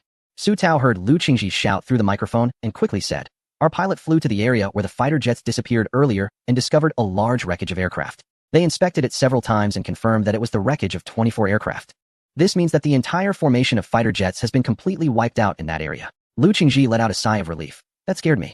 Thankfully, it wasn't Su Chen's mech that was shot down. Just as he relaxed, he suddenly reacted, his eyes widening as if he had heard some extremely terrifying news. What did you say? The entire formation of fighter jets has been wiped out? Chapter 67 Good news does not betray, bad news, all dead. Lu Qingji stared wide-eyed, seemingly unable to believe it. What on earth happened? Lao Su, surely. They wouldn't stage a self-directed play to frame us, right? With a series of historical documents being exposed. Incidents like the Pearl Island incident and the 119 incident have evidence suggesting that they orchestrated these events to create an excuse for war. Therefore, he had reason to believe that this time they were up to the same tricks. Otherwise, what could be the reason? I feel like self-directed plays are unlikely. Although we have had some friction, it shouldn't escalate to the point of war. Su Tao suddenly thought of Su Chun at this moment. As soon as this idea arose, it was immediately denied by Lu Qingji. Impossible. Our space mechs are not equipped with weapon systems. How could they engage an entire formation of fighter jets, let alone shoot them all down? That is just impossible. Su Tao thought for a moment and realized that this reasoning seemed correct. As the person in charge of an Air Force base, he had a clear understanding of the strength of the two fifth-generation fighter squadrons, especially the F-22 Raptor, which is truly a predator in the sky. Once it locks onto the enemy, shooting them down is just a matter of time. A single fighter jet is powerful, not to mention two squadrons. If it's not a self-directed play, it means there is a terrifying power in that area that we are unaware of. No, I need to urge Su Chen again. I need him to return quickly. With that, Lu Qingji ended the communication and called Su Chen again. Su Chen replied, I understand, Commander. The testing is almost done anyway. I will return immediately. Su Chen was still thinking about playing a bit, hoping that enemy fighter jets might come over to observe the situation, and he could take them down then. However, Commander Lu was pressing him hard, worried that he might be in any danger, more concerned than his own parents. Ultimately, Su Chen decided to return. Meanwhile, Lu Qingji also took a plane to leave the command center, preparing to meet Su Chen in person. He wanted to see the true form of the space mech. On the other side, stationed in a certain Air Force base, the Commander Stark was pacing back and forth inside the base. A sense of foreboding lingered in his mind. Just a short while ago, the communications of 24 advanced fighter jets dispatched to the southern seas had been completely cut off, no matter how the control tower tried to reach them. Not a single aircraft could be contacted. It could be understandable if one or two aircraft experienced such an issue, but now two squadrons, 24 fighter jets, all faced the same situation, a first in history. The inability to establish communication was one thing. But the most alarming part was that their aircraft had collectively vanished from the radar. Stark shouted, damn it, what on earth are these guys doing? Could they have all gone rogue? His deputy then said, General, is it possible they encountered enemy aircraft and were shot down? Impossible. Stark replied immediately. With their speed, it's not feasible for them to intercept us that quickly. Besides, even if they really established an airbase nearby that we don't know about, how do you explain the radar and communication issues? Are you suggesting they possess the capability to cut off our communications and radar? They can't have such technology. It must be a collective betrayal. Contact the president. I need to report this critical news. Stark was unusually agitated, practically uncontrollable. The deputy urged, General, you must remain calm. Given the gravity of this situation, it would be best to investigate thoroughly before reporting to the president. Stark grabbed his collar. How can you expect me to stay calm? This isn't just industrial waste. This is 24 advanced fighter jets. You should know that we only have 93 of these jets in total, and now a quarter of them have just vanished. Stark's expression turned somewhat grim. As the commander, the pressure he felt was unprecedented. To contain the enemy, they had directly dispatched two squadrons of fifth-generation aircraft, and now both squadrons had disappeared. As the commander, he bore the primary responsibility. At that moment, they also managed to contact the highest officials back home. Mr. President, it's General Stark stationed in a certain country. The president answered the call with a stoic expression. How is the situation being handled? I do not wish for a real conflict to erupt. Let our pilots return as soon as they pick up Major Tom. In fact, the higher-ups had been closely monitoring the situation here, and upon learning of the conflict, they had been keeping a keen eye on developments. They were also waiting for Stark's call. Mr. President, I'm afraid our pilots may not return. They have vanished from the radar and have cut off all communication with us. I now have reason to suspect they may have betrayed us. Stark managed to keep the president and other high-ranking officials on the line for a solid 10 seconds with his three statements. After a long pause, the president finally came to his senses, unable to believe what he had heard. What? General Stark, do you realize what you're saying? You are slandering your comrades. Your subordinates. This is not something a competent general should do. I can't believe that the pilots trained by the Empire would collectively betray us. Investigate this thoroughly before you speak. The president hung up the phone in anger. However, although he didn't believe the pilots would betray, he was still aware of the situation they faced. They had all disappeared from the radar, not to mention cutting off communication with our side. He looked at the senior officials in front of him, who were also exchanging glances, their faces filled with astonishment. The president furrowed his brow, his expression very serious. At that moment, the phone rang again, and it was Stark calling. However, this time his tone was somewhat somber, as if something had happened. Dear Mr. President, the reconnaissance aircraft we sent to investigate the situation has reported back with the latest updates. I have good news and bad news to share with you. The good news is that our pilots did not betray us. They are all outstanding. Hearing this news, the senior officials smiled. I told you. How could these elite pilots we invested so much in betray us for no reason? General Stark really startled us, just now. The president also breathed a sigh of relief. He was somewhat angry at Stark for not investigating before slandering his own people, but knowing there was bad news. He suppressed his anger and asked, what is the bad news? Stark was silent for 2 seconds. The bad news is that our pilots, along with the aircraft they were flying, all crashed. Boom! The meeting room exploded with chaos. What did you say? All our 2 squadrons of aircraft crashed.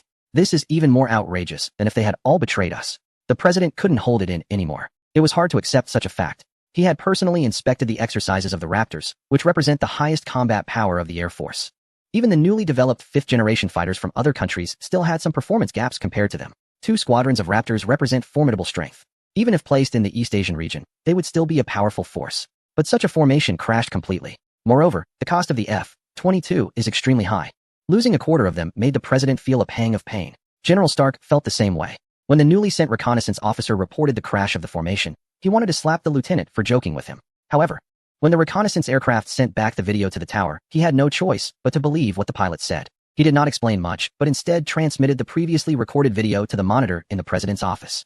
As the video began to play, a shocking scene appeared on the large screen. The wreckage of more than 20 aircraft lay scattered on the churning sea, like wings broken by a fierce wind. The sea gently lapped against the wreckage, creating ripples, while oil and smoke spread across the surface. The sunlight shone on the area, but could not conceal the horrific scene. Various metal fragments shimmered dully in the water, some still emitting faint black smoke. They bobbed with the waves, colliding with each other and producing a dull sound. Once an invincible fighter jet, it now floated in the water in a tragic state. Torn flight uniforms mixed among the debris were remnants left by the pilots. Witnessing this scene, the senior officials in the conference room fell silent, and the temperature seemed to drop to freezing point. Such a gruesome sight had occurred to the most powerful empire, which left them unable to forgive. Was this a declaration of war against us?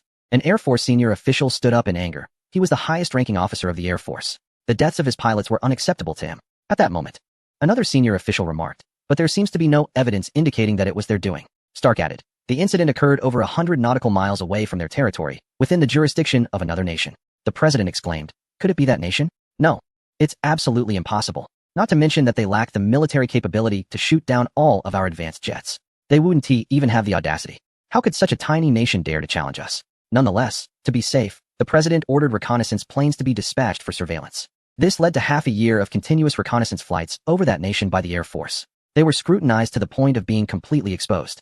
That nation itself was puzzled, unsure when it had caught the attention of such a powerful entity. Of course, these were later developments. It could not have been them. With the support speed of their allies, it was impossible. Moreover, even if it were them, how many jets would they need to deploy to ensure that none of our advanced fighters escaped? Some senior officials raised their doubts. However, hadn't General Stark mentioned before that all our aircraft's radar and communications had malfunctioned before the incident? Under such circumstances, they could only flee aimlessly, making it possible for them to be shot down entirely. Another high-ranking official remarked. The president tapped his fingers on the table. I think we need to clarify what exactly caused these aircraft to be downed. Was it missiles? Stark responded. Our analysis suggests a missile attack. Suspected? Clearly, the president was not satisfied with Stark's answer. Another senior official expressed his discontent. With our technological capabilities, can we not determine why the aircraft crashed? He looked at the screen. I can see that some of the wreckage has a fist-sized dent, clearly indicating it was hit by a projectile. The president shook his head helplessly. General, please take your seat. Your response has given us more headaches than Stark's. The other senior officials couldn't help but laugh out loud. General Gallion believed that a gigantic fist appeared in the void, smashing all our fighter jets to pieces. Obviously, this is impossible. I didn't expect General Gallion to be a sci-fi fan. It's more reliable to find the black box of the aircraft. The president also thinks so. He immediately ordered the recovery of the black box. Meanwhile, on the other side, Su Chun was already on his way back. The expected landing point was still in the mountainous area of Yinjiao. Lu Qingji had already arrived here to wait for Su Chen's return. Zhao Dara was also here. Her face cold, seemingly still angry that Su Chun left her alone. However, despite her anger, her concern was genuine. Chief, didn't Su Chun say he had arrived? Why can't we see him yet? Lu Qingji had lost count of how many times Zhao Daru had asked him where Su Chun was. However, he was also puzzled. So, he prepared to call Su Chun again. The result was that he was told that Su Chun had arrived. They were instructed to look up. The few of them instinctively looked towards the sky. Suddenly, a huge mech appeared in front of them out of nowhere. Everyone was shocked. Chapter 69, Lu Qingji's Guess. Is Su Chun the one who smashed the fighter jet squadron? In the sky above, a massive figure suddenly appeared, shimmering with silver blue light. Its metallic texture sparkling under the sunlight, looking as if it had descended from mythology, enormous and majestic. This was the space mech developed by Su Chun, Longwei No. 1. It descended slowly, with smooth and robust lines, exuding a sense of power. The most eye-catching feature was its wing-like mechanical exoskeleton on the back. This special body structure was composed of countless precise mechanical parts, its surface covered with complex patterns and designs, emitting a mysterious glow. Under the sunlight, it reflected dazzling colors, resembling a dreamlike artwork. If a mechanical being ascended and transformed into an angel, it would surely look like this. The entire sky was enveloped in its radiance. It hovered quietly in the air, emanating an awe-inspiring presence. So beautiful. In Zhao Daru's gentle eyes, a sparkling light flickered. At this moment, she was mesmerized, deeply attracted by the stunning design of the space mech. Lu Qingji beside her felt the same. The mech's design was so stunning that even he, who had no particular requirements for aesthetics, had to admit that Su Qin's space mech was filled with mechanical beauty while maintaining its intimidating presence. In the eyes of allies, it was dazzling and magnificent, but in the eyes of enemies, it was a deadly beauty, a glamorous reaper ready to claim their lives at any moment. Chief, Xiao, be careful, I'm preparing to land. Su Qin's sudden voice startled the two, causing them to step back several paces. Meanwhile, the space mech slowly descended. And as the ground shook violently, raising clouds of dust, the Dragon O finally landed steadily. The cabin door opened, and Su Qin walked out. Just as his feet touched the ground, Zhao Deru quickly approached him with a punch. Su Qin instinctively dodged and easily avoided the blow. He widened his eyes, staring at Zhao Deru in confusion. Senior, what are you doing? Zhao Deru snorted lightly. You managed to dodge my punch with 3/10 of my strength. Your reflexes are pretty good, which means your body is in good shape. After saying that, she shot a fierce glare at Su Qin. What do you mean? What am I doing? You sneaked onto the mech without taking me along. What if you encountered danger? Don't forget, my mission is to protect you closely. Su Qin smiled awkwardly. He hadn't meant to leave Zhao Deru behind, but explaining now seemed futile. He hastily assured her. This situation was special. Next time, I will definitely bring you. Zhao Deru huffed, tossed her hair, and didn't press the issue further. Her main concern was still Su Qin's safety. During the time Su Qin was testing the mech, she had imagined 1,000 ways he could meet his end, dying from a crash when the mech lost control, being killed by the AI, suffocating in outer space, or being abducted by aliens. The more she thought, the more anxious she became. However, all her worries dissipated when Su Qin returned safely, and she finally breathed a sigh of relief. At this moment, Lu Qingji also approached. Seeing that Su Qin seemed fine, he felt much more at ease. His gaze then continued to linger on the mech. Su Qin, is this the mech you've been working on? I remember the one I saw before, didn't he look like this? Lu Qingji couldn't help but reach out to touch it. The cold sensation from the mech's body transmitted to his palm, creating a marvelous feeling, as if humanity had just discovered fire. In an instant, it felt like science fiction had come to life. Zhao Deru felt the same way. This mech looked completely different from the one she had seen before. Su Qin nodded, pointing at the mech behind him. The previous mech, didn't he have the wings at the back? Zhao Deru asked in confusion. Can this mech grow wings? Isn't it supposed to fly using engines? Can it really fly like a bird? Su Qin's lips twitched. These wings aren't for flying. They are designed to give the mech a streamlined shape, reducing air resistance. Moreover, these wings are made of a special alloy material, providing overall defense capabilities that are even stronger than the body itself. Before the body suffers damage it cannot withstand, the wings can wrap around it for some protection. As he spoke, he looked at Lu Qingji, answering the earlier question. Chief, this space mech is actually the same one you saw before. It can transform entirely, changing its shape according to different situations, which is why it looks different. Lu Qingji's eyes widened in realization. Once again amazed by the space mech Su Qin had developed. I initially thought there was only one form, but I didn't expect it to be able to transform. According to you, our space mech has a strong ability to adapt to various situations. Not bad. Not bad at all. It's truly impressive. Just thinking about how such a powerful mech was developed by Su Qin in less than half a year makes me feel a bit terrified. At the same time, he suddenly thought, Su Qin, the idea for the space mech was also based on the design documents you received earlier, right? Su Qin smiled calmly. Of course. I really have to thank the superior for helping me gather that set of drawings. It provided me with a lot of inspiration for creating this space mech. I can even say that without those drawings, I wouldn't have been able to build this mech. Terrifying. Lu Qingji couldn't help but gasp. It's incredible that he actually created such a powerful mech, which could be considered a world-ending weapon, solely based on that conceptual drawing. Su Qin, does he really have no limits? He decided to show Su Qin the new conceptual drawing he had obtained recently. This kid might bring new surprises to the country. Looking at the mech in front of him, he felt deeply moved. At that moment, his gaze suddenly froze as he noticed some special metal residue on the mech's fist. It seemed to be mixed with materials resembling aircraft coatings. This puzzled Lu Qingji. As the head of the Air Force, his understanding of aircraft was not inferior to that of the pilots under him. Especially these coating-like materials, their texture was somewhat similar to their fighter jets.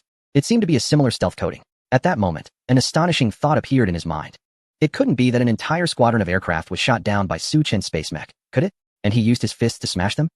Chapter 70. New Conceptual Drawing, Super Electromagnetic Naval Gun Technology. Impossible.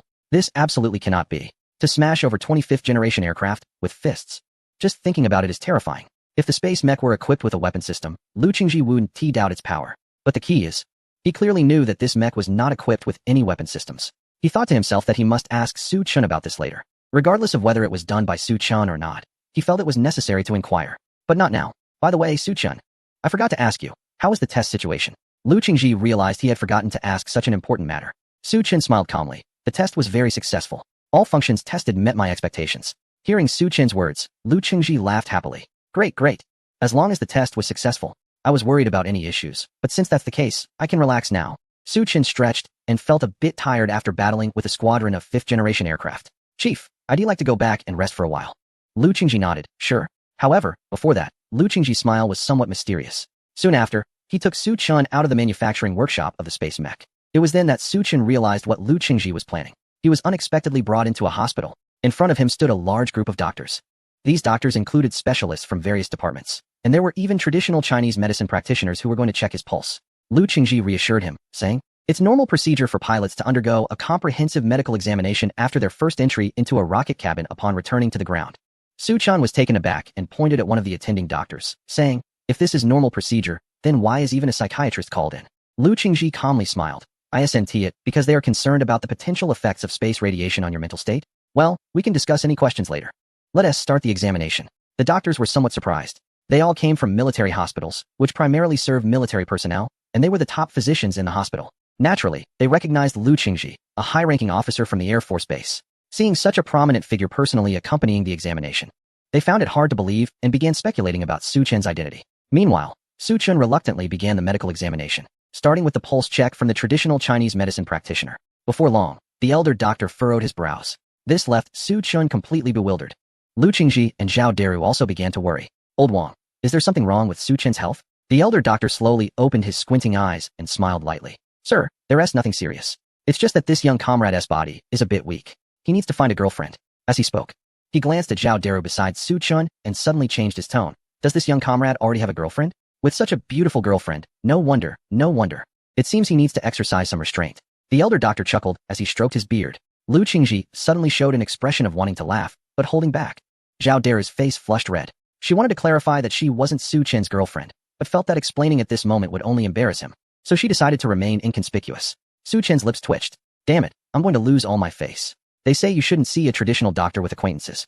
And it turns out to be true. He quickly changed the subject. "Old Wang, this is not just any young comrade. This is our Su Chen, a colonel." As soon as these words were spoken, everyone present who had been secretly laughing suddenly widened their eyes. Even the elder doctor who was checking Su Chen's pulse was taken aback. This young comrade is a colonel. So young, truly impressive. Unfortunately, he is a bit weak. But that is okay. I'll make sure to help you recover. Saying this, he took out a piece of paper and started writing out a prescription furiously. Just when Su Chen thought he had regained a bit of dignity, it was lost again. That old man is quite the trickster. Though he thought this, Su Chen didn't dare to disregard the prescription. He made sure to remember it well. After that, the examinations continued. Until the evening, the inspections here finally concluded. After a thorough check, aside from feeling a bit fatigued, Su Chen's body showed no issues. Lu Qingji felt relieved. "By the way, Su Chen, I need you to see something." Lu Qingji took Su Chen to a very discreet meeting room. He then pulled out a confidential document from a black briefcase and handed it to Su Chen.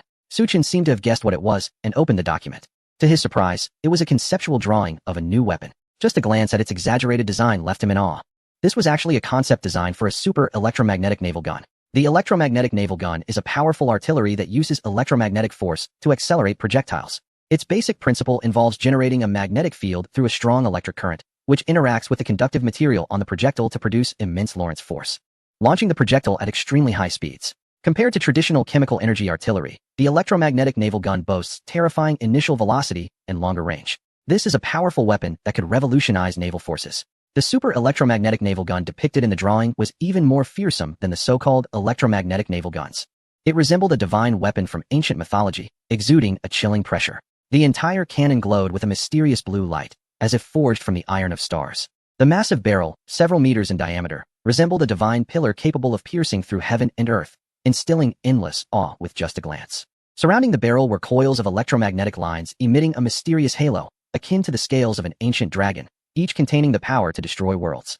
Electric currents surged through these coils, with blue arcs resembling raging lightning bolts darting around. Just a glance at the blueprint made one feel as if they could hear the terrifying sounds it emitted. Su Chen was instantly thrilled. With the space mech testing completed, it was time to start developing new weapons. He had been worried about not having blueprints, and now they had arrived. Lu Qingji noticed the joy in Su Chen's eyes and felt pleased as well. He then introduced, "This blueprint is from an old expert in naval artillery that I acquired. Its origins are quite old, stemming from a fantasy technology proposed during the time of the Great Power Struggles. After so long, who knows if they have actually built it?"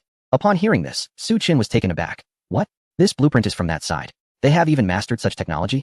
Although Lu Qingji was unsure if it had been built, Su Chen was very concerned. What if it was true? He never expected that their capabilities were so formidable. First various mechs, and now they might have developed a powerful electromagnetic naval gun. "It seems I must hurry. Chapter 71. Identification System Activation. Su Chun felt he needed to take the research and development of the super electromagnetic naval gun seriously. Now, the nation already possessed the manufacturing capabilities for ground mechs and could also produce space mechs. Especially the space mechas, whether in combat ability or defensive capability, are extremely powerful. Su Chun felt that owning such mechas would allow him to walk across Blue Star with confidence. However, once the concept drawings of the super electromagnetic cannon appeared, Su Chun realized that he had been too complacent. He knew nothing about the immense strength of this world's dominant power. He also didn't understand how powerful the super electromagnetic cannon could be. If it could penetrate the defenses of the space mechas, that would be terrifying. Moreover, it should be noted that the current space mechas do not have weapon systems. They can handle fifth-generation fighters, but facing the super electromagnetic cannon, Su Chun himself felt uncertain. After all, the opponent is a powerful entity, and if one super electromagnetic cannon has limited power, what about 10, 100, or 1,000? Their industrial strength is evident. They have the capability to produce more super electromagnetic cannons. And there's another crucial point. This super electromagnetic cannon technology was proposed during the era of fierce competition. It has been over 20 years since that competition ended, and it's unclear when exactly this technology began development. Perhaps they have been researching it for 40 to 50 years. Given half a century, they might have already developed it and even equipped their forces. The more Su Chun thought about it, the more urgent he felt. He decided not to rest tonight and would get to work as soon as he returned. It's fine if he tires himself out, but he cannot expose the nation to danger. Just as Su Chun was about to leave, Lu Qingji suddenly spoke up. Su Chun, did you forget to report something? Su Chun was taken aback and somewhat embarrassedly scratched the back of his head. Chief, you already know. When I saw you staring at the mecha-ass fist, I knew you must have found out. Su Chun chuckled, but now it was Lu Qingji's turn to be confused. What are you talking about? I'm talking about the experimental log. Su Chun, aren't you talking about me destroying the enemy S-fighter squadron? Lu Qingji jumped up from his seat in disbelief. Staring at Su Chun, did you destroy the enemy S-fighter squadron? You took down all 24 F-22 Raptors? Su Chun was stunned. It seemed he had accidentally confessed. If I say I was just joking earlier, would you believe me? Believe you my foot. Lu Qingji pulled a chair next to Su Chun and sat down, excitedly asking, you little rascal, this is serious. Tell me the truth. Did you really destroy all the enemy S-aircraft? At this point, Su Chun had no choice but to bite the bullet and continue. He nodded, that's right. I did shoot down all of them. Upon hearing Su Chun's confirmation, Lu Qingji trembled uncontrollably with shock. Wow. 2 squadrons of fighter jets, a total of 24 F-22s. All taken down by you alone. Su Chun, you're a genius. This operation alone could cost the enemy over 100 billion. Not to mention the large investments made in training fighter pilots. We can say we are winning big. Those on the other side might be going crazy right now. Su Chun was taken aback for a moment, feeling as if Lu Qingji was very excited. Chief, aren't you upset that I took matters into my own hands? Lu Qingji was momentarily stunned, then patted Su Chun's shoulder and smiled. What can we do? The situation has already occurred. Blaming you now won't change anything. Besides, your actions have certainly relieved some of our pressure. As for what happens next, let the higher-ups worry about it. Seeing that the chief did not blame him, Su Chun was also very happy. Don't worry, Chief, the higher-ups will definitely not be worried. I activated optical stealth before taking action, so they don't know it was me. I also cut off their communications, disabled their radar, and destroyed the black box on their aircraft. Everything is foolproof. Lu Qingji's eyes widened as he looked Su Chun up and down. Hey, I didn't expect you to be quite cautious. Not bad. This way, we don't have to worry about being discovered by them. It saves us a lot of trouble. By the way, Lu Qingji suddenly remembered something. I recall your space mech still doesn't have a weapon system equipped. How did you destroy all of them? Su Chun recounted what had happened at the time to Lu Qingji in detail. The latter became increasingly incredulous as he listened. You had the intelligent system of Dragon 1 hack into the control system of the fighters to make them fight among themselves? And for the others that couldn't be controlled, you just smashed them with your fists? No wonder. No wonder I saw the coding of a fighter on Dragon 1's fist today. Everything makes sense now. At this moment, Lu Qingji finally understood the power of the space mech. It is a terrifying existence that can destroy a squadron of aircraft solely with fists and systems. Its formidable combat power is enough to support the air force strength of a nation. Truly terrifying. This set of blueprints is for you. I need to report this important news to the higher-ups. This information is too important for us. Lu Qingji went to report the situation and sent someone to escort Su Chun away. After returning to school, Su Chun took out the blueprints. Eager to start on new technology, the system was activated as well. The system was identifying the content of the blueprints. Starting to decompile. Warning. Decompilation failed. The system began to call upon the technology in its library for autonomous compilation. Compilation progress. 1, 2, 3. Compilation progress. 100. Compilation successful. Congratulations, host. You have acquired the complete technology for the super electromagnetic naval cannon. As the system's voice fell, Su Chun felt as if a lot of chaotic information flooded into his mind. Soon, these chaotic memories were sorted out. It turned out to be the complete manufacturing technology for the super electromagnetic naval cannon. Meanwhile, inside the system space, a holographic image of the super electromagnetic naval cannon appeared. it was somewhat different from the blueprint. The super electromagnetic cannon compiled by the system is larger and more spectacular. It can definitely be equipped on battleships. Even after modification, it can be mounted on the back of space mechs, becoming a weapon system for them. At the same time, a countdown appeared on the holographic display. The time is 3 months. Su Chun smiled calmly. He wouldn't need that much time at all. As Su Chun acquired more advanced technologies, these innovations blended seamlessly in his mind. They also significantly aided in the manufacturing of other technologies. For instance, this super electromagnetic cannon. After understanding all the technological concepts, Su Chun realized that manufacturing the electromagnetic cannon wasn't difficult at all. The only challenge was the materials. To create the super electromagnetic cannon, superconducting acceleration rails are essential. This is the core component of the electromagnetic cannon. It requires room temperature superconducting materials. As long as this material is resolved, Su Chun is confident he can produce it in, at most, a month. However, even though the timeline from the system isn't particularly urgent, Su Chun must hurry. After all, it's likely that a powerful entity elsewhere has grasped this technology. He needs to produce it as soon as possible. Subsequently, he integrated all the technical information and successfully found the synthesis method for room temperature superconducting materials. Chapter 72. The Shocked Big Shots. Truly a talent. In the solemn and mysterious highest conference room, the atmosphere is tense and serious. Several big shots are gathered around a large conference table. Sunlight streams through the tall windows but fails to dispel the tense and solemn atmosphere within. These leaders are usually decision-makers controlling the fate of their nation. They deal with numerous affairs during the day and may be abruptly awakened at night by sudden news. Just like today, an unexpected situation arose in the Southern Sea. First, reconnaissance aircraft from a certain entity intruded into their airspace and were torn apart by an unknown force. Then, 24 F-22 Raptors from the same entity, while heading to the Southern Sea, encountered the same unknown force in the Banana Island waters. Even a powerful Air Force formation capable of making any country wary globally met with this unknown force and ended up crashing. This is extremely alarming news, and even now, as the nation's highest-ranking figures, they have no idea what caused it. Some even speculate it could be extraterrestrial involvement. Things are becoming increasingly bizarre. General Liu, you called us here late at night. What is the important matter? Fortunately, Longcheng is very close to Kyoto, and aside from the top leaders on official visits, most of the other key figures have arrived. Liu Qingji, there is something very important I need to report to everyone. It concerns the Southern Sea and the obliterated air formation. The Southern Sea? How can the North China Air Force Base know about the intelligence regarding the Southern Sea? General Zhao Yong, the highest commander of the Southern Military Region and Navy commander, was quite surprised. Zhou Jingtian, who was also participating in the meeting, seemed to have thought of something. Old Liu, it can't possibly be related to Su Chun, right? Su Chun. Upon hearing this name, everyone was stunned. They all knew about Su Chun. It was said that he had developed a space mecha and conducted tests in the southern waters today. General Zhao Yong, an elderly man nearing retirement and wearing glasses, said with some confusion, "Wait a minute. Isn't the test being conducted by Comrade Su Chun in our southern waters?" But the aircraft was shot down in the waters of another country. Everyone felt it couldn't be Su Chun. Zhou Jingtian also nodded. I asked Su Chun before, and he told me there were no weapon systems on the space mecha. It shouldn't be him. Suddenly, Liu Qingji laughed, and everyone was a bit surprised. They didn't know what his laughter meant. Then, he picked up some documents and placed them in front of these bigwigs. As they finished reading the materials, the shock in their eyes was almost overflowing. It really was Su Chun. He used his fists to smash those aircraft? Damn, this mecha is so impressive. Zhou Jingtian couldn't hide his excitement. The space mecha was already this powerful without weapon systems. If it were equipped with weapons, wouldn't it completely dominate the air force of that country? General Zhao Yong excitedly patted the table. Good, good, good. Comrade Su Chun is really giving us a sense of relief. In the past, that country relied on their fifth-generation fighters to invade our airspace, and we had no way to deal with them. Now, we have directly destroyed 2 of their air force formations. What a relief. Truly a relief.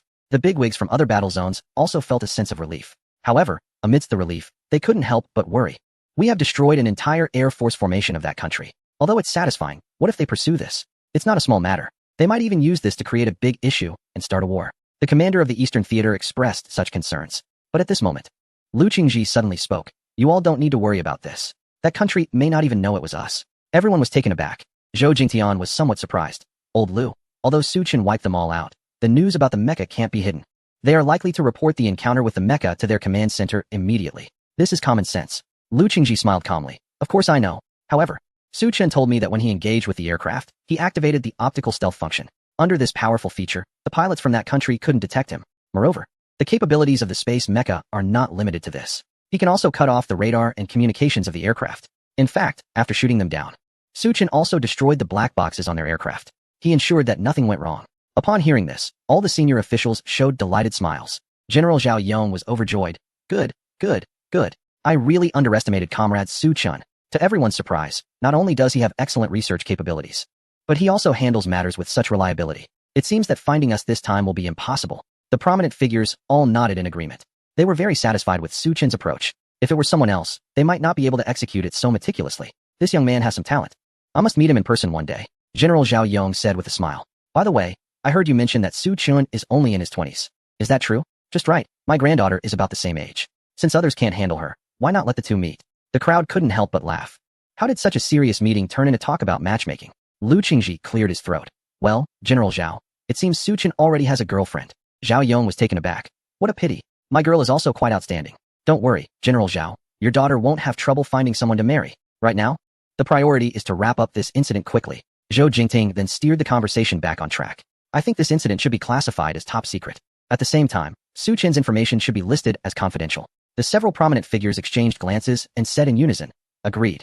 Just as the meeting was about to adjourn, Lu Qingji suddenly expressed an idea. After hearing his suggestion, everyone couldn't help but burst into laughter. They all chimed in. Sounds good. It's a clever move, I like it. This will surely infuriate them. Chapter 73, A Clever Move. Across the ocean, at a certain military headquarters, a high-level meeting was convened again.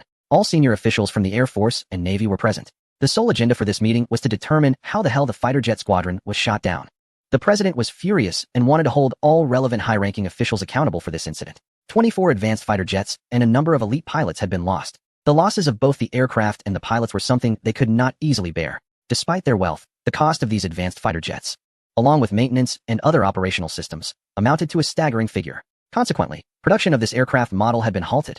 Originally, there were 93 jets, but now 24 had been lost, leaving fewer than 70. And that's just the aircraft. There were also the pilots flying the F-22s. Pilots capable of flying such jets are all top-tier elites, including several ace pilots honed in large-scale conflicts. Their value far exceeds that of the aircraft itself. And now, they are all gone. This was undoubtedly an unprecedented crisis. The president slammed his fist heavily on the table. Haven't you figured out who did this yet? What use are you all if you can't find out? The Navy commander, responsible for retrieving the black boxes, felt innocent as well. He has nothing to do with it. Yet he has to share the responsibility. And this naval officer is none other than Jaolian, previously thought to be a phantom fist in the void, smashing the mechs of certain upper echelons. Mr. President, I know you are very angry, but please don't be just yet, because there is something even more infuriating waiting for us. He slowly stood up, the bald top of his head reflecting the overhead lights. I regret to inform everyone that the naval soldiers responsible for retrieving the black boxes of the aircraft have fished out a pile of black boxes at the crash site. They were placed on top of a massive wreckage. We counted them, 24 black boxes, but they were all shattered. Upon hearing this, a senior official couldn't help but ask, why were they placed on a piece of aircraft wreckage? Did the other party anticipate that we would search for the aircraft's black boxes? The president took a deep breath, trying to suppress the anger within. It was obvious that the other side was mocking us, destroying all the black boxes and placing them right in front of us. This is an outright provocation. Who does he think he is, daring to challenge our empire? The faces of the senior officials grew serious upon hearing the president's words. They realized that they seemed to have encountered a tough opponent. A very tough opponent. The key is, they don't even know who did it. The incident occurred near the waters of a certain country, and they neither have the capability nor the courage to take action against us. So, could it really be the Dragon Country? General Jaolian speculated. However, his idea was quickly dismissed by the president. It can't be the Dragon Country. The latest fifth-generation aircraft developed by them is not sufficient to deal with our entire fleet of Raptors, especially in silence. Eliminating our advanced aircraft is impossible for them. The other party is definitely not an ordinary force. At this moment, another general guessed, it could only be the bear. When they competed against us, they came up with many bizarre inventions. You never know which of their inventions might have been successfully developed recently and tested against us. Everyone felt this was somewhat plausible. The current economic situation of the bear may not be great, but their technological strength is undoubtedly formidable. After all, they were the first country to send a person into space. In the 1960s, when the internet was not yet widespread, sending someone into space was a terrifying achievement. It even made certain parties feel left behind, prompting them to initiate the space program. Could it really be the bear? Watfa. Who would have thought that after being quiet for so long, they would come up with something big? If it really is them, then we cannot sit idly by. We must find a way to counter them. The success of the bear caused panic among the upper echelons. It felt like returning to the Cold War era of the last century. However, at this moment, the president slammed the table, signaling for silence. They are not yet certain if it is them. After all, we have no evidence to prove that they are responsible. Now we need to find a way to gather more evidence to determine who is behind this betrayal. At this moment, General Gallian suddenly said, "Don't worry, sir. We have already recovered a lot of wreckage from the aircraft. Our researchers are analyzing these remains. However, the analysis may take some time." The president nodded. "Let them hurry up." As he spoke, he stood up to announce the end of the meeting. The atmosphere in this conference room made him feel exceptionally gloomy. He needed to go out for a walk to relieve his emotions. Just as he stood up, his personal secretary hurried over. "Sir, something bad has happened." The president scoffed. "Is there any news more devastating than our fleet being destroyed?" The secretary replied. "This news comes from the eastern region. As one of the suspected parties, any news from there is particularly sensitive for them." The president snatched the document from the secretary's hand and began to read. After a long time, he clenched his fists in anger, his chest heaving, almost fainting from rage. The other generals were taken aback by his reaction. They all turned to look at the document. It turned out to be a statement issued from the eastern region. The statement read, "Recently, our forces in the southern maritime area discovered an invading reconnaissance aircraft, which opened fire on our military aircraft, causing significant losses. We demand compensation for our losses and a public apology. Otherwise, we will take countermeasures." Upon seeing this statement, the other high-ranking officials were also furious, nearly spitting blood. "We lost a total of 24 fifth-generation aircraft, and still Haven T found the instigator. Yet you dare to ask us for compensation. Who will compensate us?" Chapter 74. What? There's a traitor among us. The audacity of those from the eastern region, bringing up such matters. We've lost so many aircraft, and there's still no explanation. Yet they have the nerve to demand accountability from us. What should we do? Do we need to compensate them? Do we need to apologize? Let us hold off on that for now. No need to rush. We'll wait a couple of days before responding. The officials decided to put the statement from the eastern region on hold. They believed that in the short term, there wouldn't be any overly aggressive actions taken by them. At this moment, the president suddenly thought, this matter must be kept strictly confidential. Otherwise, it will definitely cause social panic. We must ensure the proper arrangements for the families of the fallen pilots and, at all costs, have them sign non-disclosure agreements. We must ensure everything is foolproof. The person responsible for this matter is the head of the security agency. He patted his chest and said, "Don't worry, sir. I will ensure that the operations of our security agency are absolutely reliable." As he spoke, he glanced at the Air Force personnel with a hint of disdain. At least more reliable than some others. The Air Force generals immediately turned pale, but had no way to refute him. The leader of a certain country has a strong confidence in the secrecy agency that is under his control. Seeing the commander so assured, he felt a bit more at ease. However, his anxiety had not fully subsided when a series of messages suddenly flooded in. The phones of the high-ranking officials began to beep incessantly. Upon checking, they were bombarded with news about the destruction of 2 squadrons of advanced fighter jets in a maritime area near a certain island, which was spread across major news outlets. Meanwhile, outside the highest conference room, chaos ensued. The leader of the country pulled back the curtains to look outside and was confronted with an exaggerated scene. Countless journalists were rushing towards them like ants preparing to move or bees attracted by sweet nectar, their numbers astonishingly high, giving the impression that the entire media from that country had converged. At this moment, not only the high-ranking officials, but even the leader's face turned pale. They knew the news could not be contained. Someone had leaked the information. Was it an internal traitor or the attackers who released it? If it was the latter, it would be a devastating blow. We cannot admit it. No matter what, we must not acknowledge this incident, the leader resolutely stated. However, it seemed they had reached a point where they could no longer contain it. A general approached him and opened a news video on his phone. The video showed the scene of the Air Force squadron's destruction. The sea was littered with the wreckage of aircraft, a horrifying sight. There was even a social media influencer from a certain country visiting the area. Veins bulged on the leader's forehead. Damn it, it must have been those guys who did this. They destroyed our squadron and subjected us to public scrutiny. Truly a heartless act. I hope I can find you. When I do, things won't end well for you. A high-ranking official asked, "Mr. President, what should we do now?" The leader suppressed the urge to curse. What else can we do at this point? We must hold a press conference. Reluctantly, they had no choice but to convene a press conference. The theme was naturally about the attack on their Air Force squadron. As you saw in the video, our squadron was conducting routine training in international waters near a certain country when it faced a malicious attack from unidentified forces, resulting in damage to some of our aircraft. We strongly condemn these terrorist forces and will pursue accountability at all costs. The leader tried hard to remain calm, but while recounting the incident to the media, he could not suppress his inner anger. His expression was very serious. Meanwhile, the media personnel in the audience also changed their expressions. Rather than hearing the leader acknowledge the incident, they would have preferred a denial. After all, they were the powerful empire. The advanced fighter jet was still one of their most formidable and cutting-edge aircraft. How dare someone provoke them?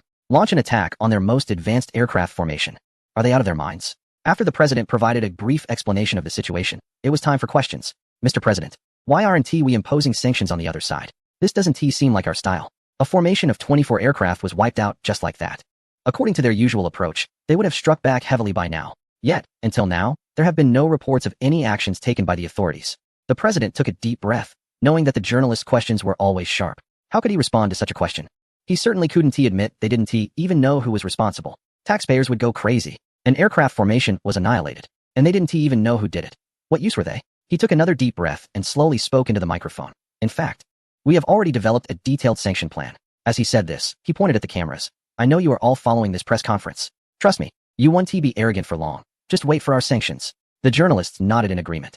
This was the way it should be. Then another reporter asked, Mr. President, recently the authorities of a certain country released a statement regarding our reconnaissance aircraft invading their southern airspace. Coincidentally, on that same day, our aircraft formation was flying towards the waters of a certain country for what you term training.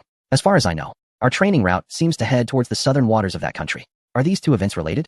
The president's expression grew serious. No relation. Next question. He aimed to dismiss that reporter with those cold words. But the reporter pressed on. Was the attacker from that country? The president replied, no. They do not have the capability to attack our aircraft formation. Next question. His tone was growing impatient. At that moment, one of his aides approached him. Mr. President, we have the analysis report on the attack incident. Hearing this, the president's expression suddenly changed. Excuse me for a moment. He temporarily left the press conference and walked into a conference room at the back. The aide handed him a report. Upon seeing the text on the report, his eyes widened in disbelief as he uttered a word. Traitor? Chapter 75. Are they backing down? Compensation and apology shocked the world. Looking at the analysis report in his hands, the president felt a chill run down his spine. The report indicated that, based on multiple analyses, they determined that part of the attack on their aircraft involved missiles, and these missiles were from the standard armament of their own advanced fighter jets. The analysis could be made because only their own advanced fighter jets were equipped with such missiles. Moreover, only they could produce them. Is this analysis report reliable? Could it be wrong? One of the aides shook his head firmly. Impossible, Mr. President. This is a report jointly released by several research institutes. They have confirmed it from multiple sources. It can be said that there is no research institute in the world more authoritative than theirs. Upon hearing this, the president's mind was in turmoil. A traitor. There was a traitor among them. It made sense. If there were no traitor, how could the radar of the fighter jet formation suddenly fail and communications be interrupted? It must be that the traitor had tampered with these systems from the beginning. With this thought, the president felt that everything seemed to be explained.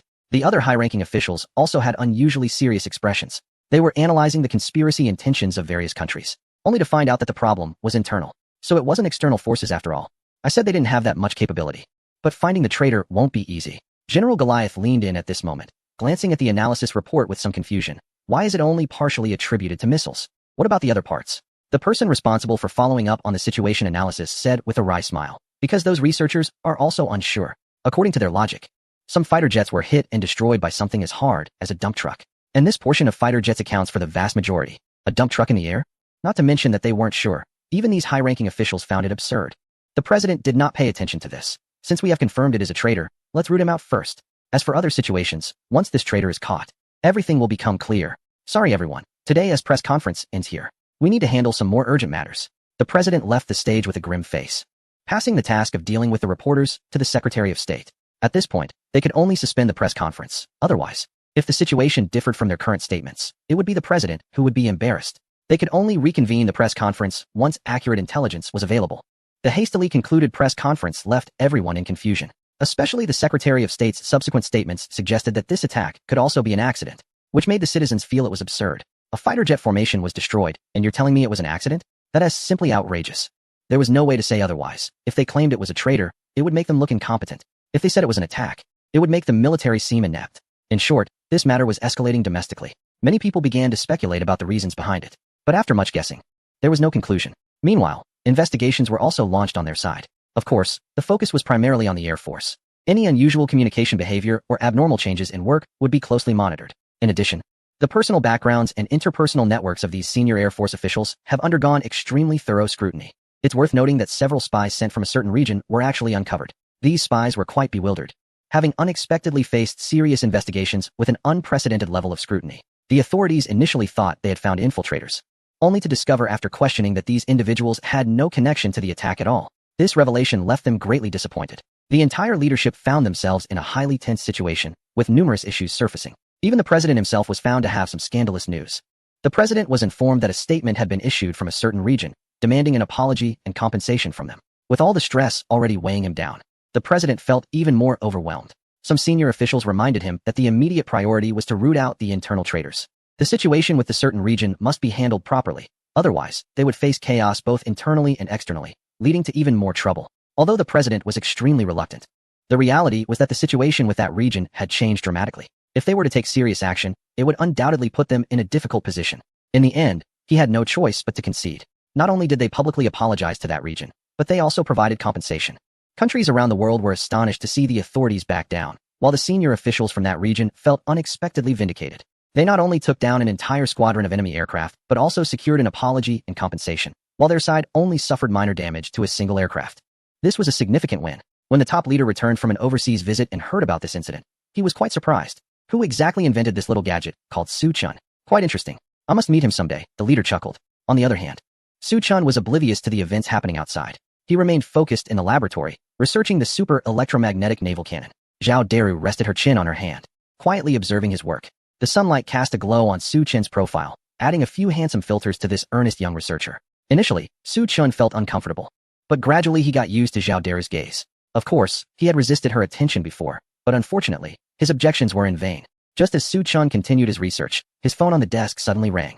It was a call from Lu Qingji. The other party sounded somewhat surprised. Su Chun, you just messaged me. Are you planning to mass-produce the space mechas for the country? Is it really ready for mass production this quickly? Su Chun replied, yes, sir.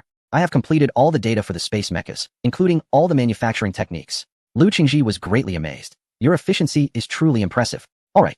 I will contact the armaments department right away and have them expedite the preparations for mass production.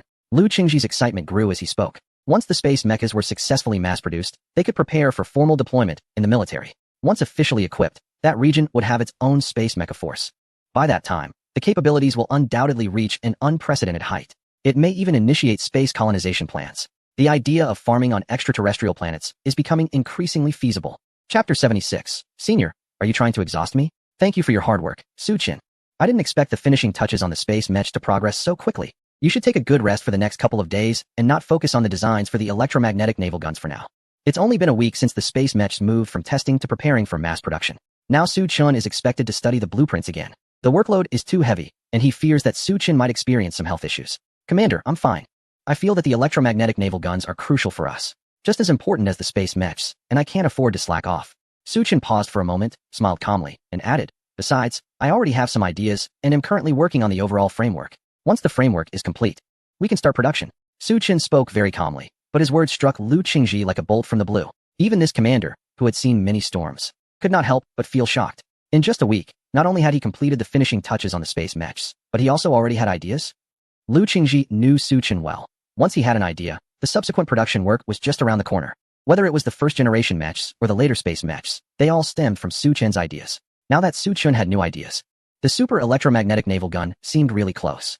Lu Qingji managed to calm his excitement and said, Su Chun, just as you said, the super electromagnetic naval gun is indeed very important for us. The most crucial point is that it can perfectly bypass nuclear weapon treaties. Yet its strategic significance is no less than that of nuclear weapons. Once it is developed, our Navy's combat capabilities will leap qualitatively. It's said that it takes 10 years for the Army, 50 years for the Air Force, and 100 years for the Navy. The development pace of the Navy is quite slow. The enhancement of capabilities, to exaggerate a bit, can be said to be measured in centuries. Currently, the naval developments of various countries seem to have hit some kind of bottleneck. Any further enhancement feels like an impossible task. However, once the super electromagnetic naval gun is manufactured, the situation will be different. Navies equipped with this weapon will outpace those of other nations by several streets. Saying they are decades ahead would not be an exaggeration. Su Chun nodded. He was aware of all this, which is why he was even more eager to expedite its production. At that moment, Lu Qingji suddenly thought of a question. Su Chun, the energy consumption of this electromagnetic naval gun must be quite significant, right? A gushag appeared on Su Chun's face. Not just significant, it can be considered quite terrifying. He explained, because the power of the electromagnetic gun is enormous, the energy required is extremely daunting. If it's connected to a ground power supply system, that would be manageable. But if it's equipped on a warship, even draining the warship's own energy system wouldn't allow it to fire many rounds of electromagnetic projectiles. Sure enough, Lu Qingji had guessed correctly. He couldn't help but furrow his brows. This was indeed a tricky problem. If it were placed on the ground, it wouldn't be called a naval gun anymore. Do you need me to call some experts to help you brainstorm? Su Chun replied, no need. I've already thought of a solution. Lu Qingji was somewhat surprised. What solution? Su Chun thought of the small cold fusion reactor used in space mechs. This was a powerful energy system capable of supporting deep space operations. The energy contained was quite terrifying.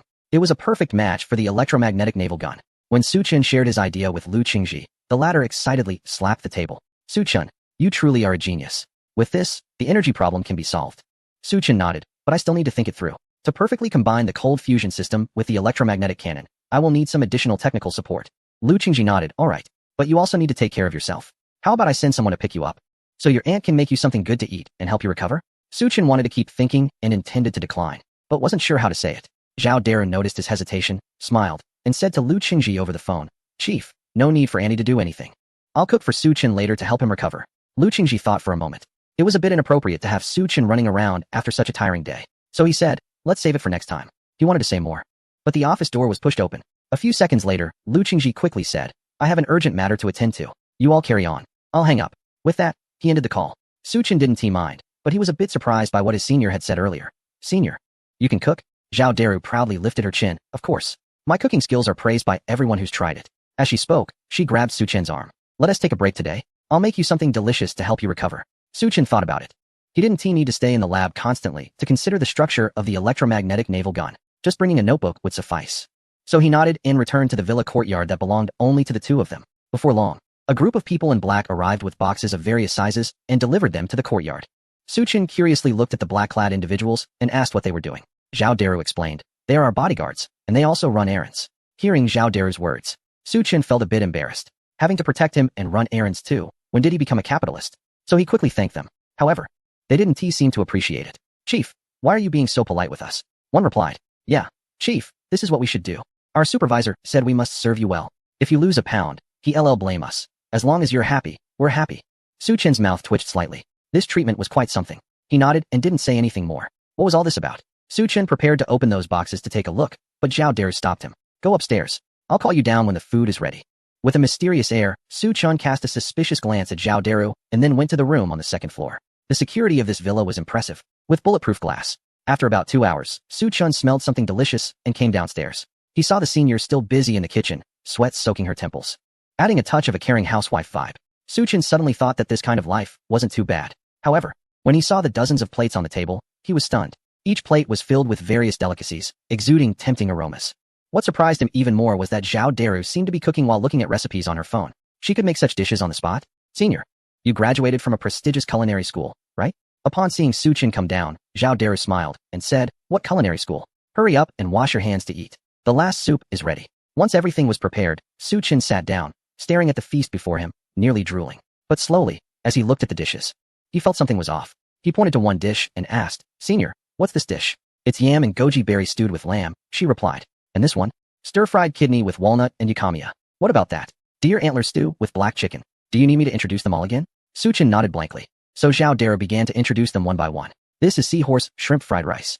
This is goji berry and red date stew with pigeon. That one is beef stew with morinda root. And there's lamb pot with lock grass. Stir-fried eel with sistanch. And finally, ginseng stew with pig kidneys. Su Chen was bewildered. Just hearing those dish names made his scalp tingle. He turned to Zhao Daru and said, Senior, are you trying to kill me with these dishes? Huh. Didn't the commander say to nourish you? Zhao Daru seemed surprised. Su Chen replied, but it can't be like this. He looked at the relatively normal egg in front of him and said, I think this egg looks good. I'll stick with this. Oh, this one? That's epimedium stir-fried with eggs. Su Chen had just put it in his mouth when he spat it out. Goodness, turns out this is the most nourishing one. Zhao Daru pursed her lips, looking a bit disappointed. What's wrong, Junior? Don't you like it? I worked hard on it. Su Chen wiped his mouth, noticing the sweat stains on Zhao Daru's temples that she hadn't cleaned off, and sighed helplessly. It's delicious. I just accidentally choked on it. Let's eat together. However, after only a short while of eating, Su Chen felt a warmth in his nose. Zhao Daru quickly brought over a tissue and asked curiously, Junior, why are you having a nosebleed? Su Chen took the tissue, feeling like he wanted to cry without tears. Senior, do you really want my life? There's no need to go to such lengths. Chapter 77. Are you crazy to make such a request? That's a great suggestion. Junior, I was wrong. I just want to make it up to you. Who knew you were so sensitive? I'm not. Su Chen's voice echoed from the bathroom. At that moment, he was taking a cold shower to cool down the heat within him. After a long while, he finally emerged, his body steaming. The senior student was kneeling on the floor, looking like she was ready to be picked at will. It seemed she truly realized her mistake. Su Chen shrugged helplessly. All right. Senior, I know you're doing this for my own good. I don't blame you. Hearing Su Chen forgive her, Zhao Daru smiled cheekily, her face lighting up again. Junior, you're so nice. Su Chen wiped his slightly damp hair and sat down on the sofa. Just then, his satellite phone rang. As soon as he answered, he found it was General Lu calling again. The other side seemed very excited. Su Chen, I just came out of a meeting. Guess what? The first batch of the individual combat mech suits you've developed has started mass production. We've already produced 100 units. Su Chen straightened his back, clearly surprised that the development team had acted so quickly. It hadn't been long, and they had already produced 100 units. Of course, their speed was closely related to the complete technology Su Chen provided. This is unexpected. So what does the country plan to do with these 100 initial mechs? Su Chen inquired. General Lu chuckled wryly. Naturally, they've all been distributed among the major military districts. However, our Northern Combat Command didn't get involved. Su Chen was a bit surprised. This didn't seem like General Lu's style at all. He was the most familiar with these mechs. Logically, he should have been competing for them. Soon, Su Chan realized the reason. You're waiting for the space mechs to be mass-produced, right? General Lu slapped his thigh. Hey, you got it right. The space mechs are about to go into mass production, and they are much more powerful than the initial mechs. We don't even value the initial mechs anymore. Once the space mechs are produced, we definitely need to get a few to play with. Su Chan smiled calmly, pleased that his guess was indeed correct. By the way, there's another piece of news. There's a sizable Air Force equipment exhibition being held over there. I wonder if you're interested? Su Chan was not interested in participating in such an exhibition. Moreover, he wanted to expedite the production of the super electromagnetic naval guns. Tom was a bit tight. He was just about to refuse when he seemed to think of something. I think we could participate. After a pause, he added, and we could bring along the initial mechs we just produced to showcase at the exhibition. Hearing Su Chan's words, General Lu was immediately alarmed. No, Su Chan. The initial mech is a groundbreaking technological weapon we've developed. In combat, it's almost invincible. It's also an important trump card for our country.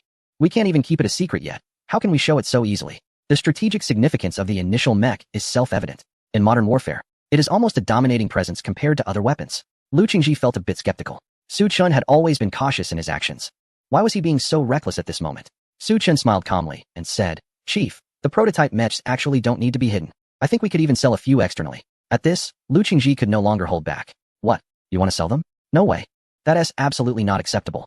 If you sell them and they crack the technology, once they start production, our advantage will diminish. And what if they use them against us? No one can guarantee they wouldn't do something like that. Seeing Lu Qingji so opposed to his suggestion, Su Chan quickly explained, Chief, you're overthinking it. First, I can assure you that they won't be able to crack this mech. It has built-in anti-cracking programs. If they attempt to breach the technology, the mech will initiate a self-destruct sequence and be destroyed on the spot. Secondly, they cannot use the prototype mechs against us.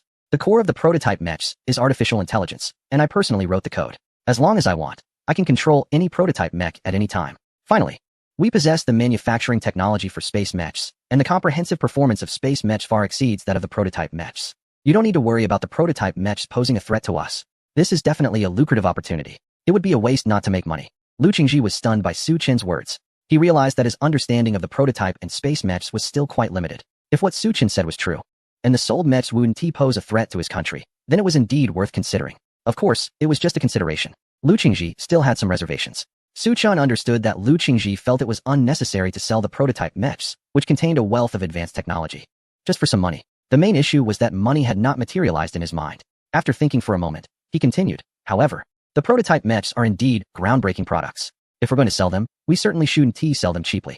At least 1 billion per unit. Chief, you know the production cost of the prototype mechs. This billion is enough to produce tens of thousands, or even over 100,000 prototype mechs. Are you sure you don't want to do this deal? After hearing Su Chan's words, Lu Qingji was instantly tempted. That is right.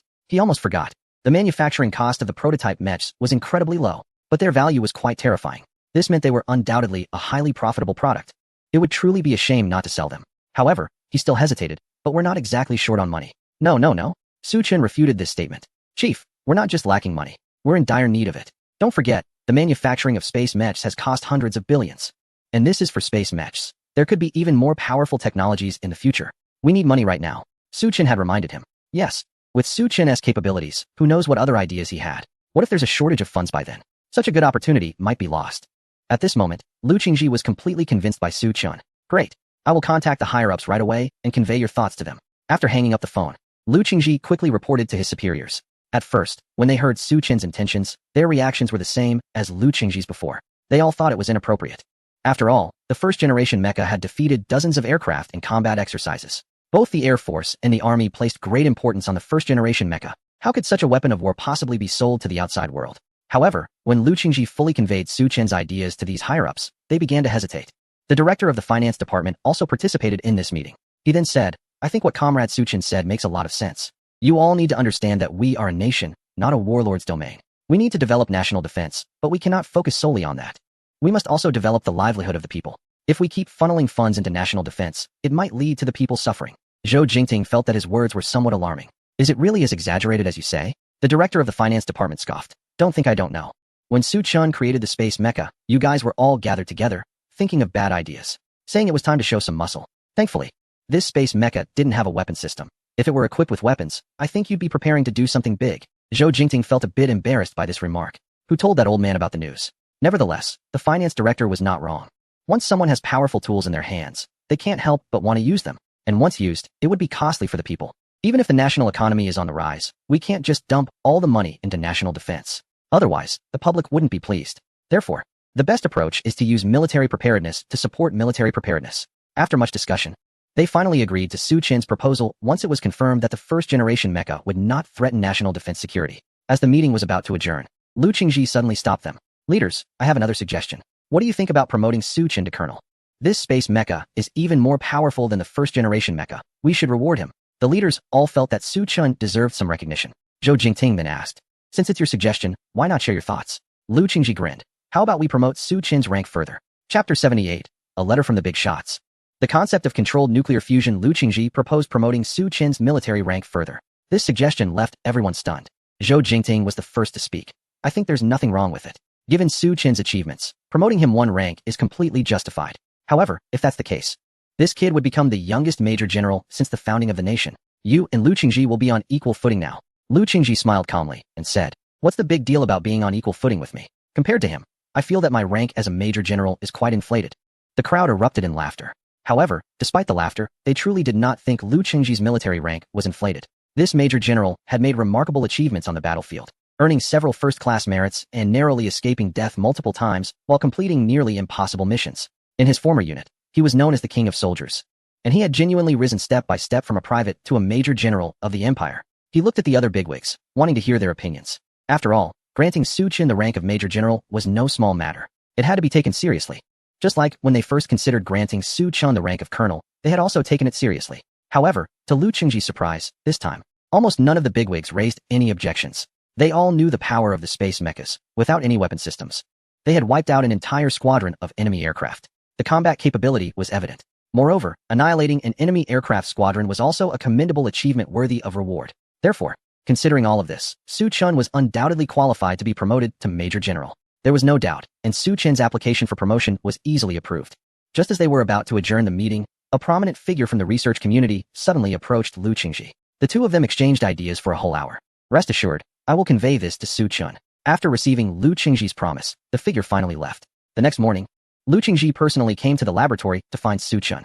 At that moment, Su Qin was engrossed in his research, feeling a bit puzzled by Lu Qingji's sudden visit. Sir, what brings you here? Lu Qingji smiled calmly. Of course, I have something to discuss with you. By the way, don't call me sir anymore. Both Su Qin and Zhao Daru were taken aback. It was only then that Lu Qingji took out a document with Su Qin's name on it. As they focused their eyes on it, the words Major General seemed to shine like a mountain of gold under the sunlight, exceptionally eye-catching. The most shocked was Zhao Daru. She glanced at the document, then at Su Qin, her mouth forming a perfect circle in surprise. In disbelief, she asked, Sir, has Su Qin been promoted to Major General? Even though the document clearly stated it, she still found it hard to believe. In the entire nation, Su Qin would definitely be the first Major General in his early 20s. Becoming a general of the empire at such a young age was simply astonishing. Lu Qingji nodded. That's right, Su Qin is now a Major General. In a while, we will also hold a promotion ceremony for him. Hearing Lu Qingji's affirmative answer, Zhao Daru had no choice but to believe it. She turned to look at Su Qin and found him unusually calm. This left her even more bewildered. This was the rank of Major General. How could he be so composed? Moreover, it wasn't just as simple as being promoted to Major General. Lu Qingji took out another document and handed it to Su Qin. Su Qin looked over, and his eyes instantly lit up. Zhao Daru's gaze fell on the document, and she was also taken aback. It turned out to be an invitation from the Academy of Sciences of Longhua.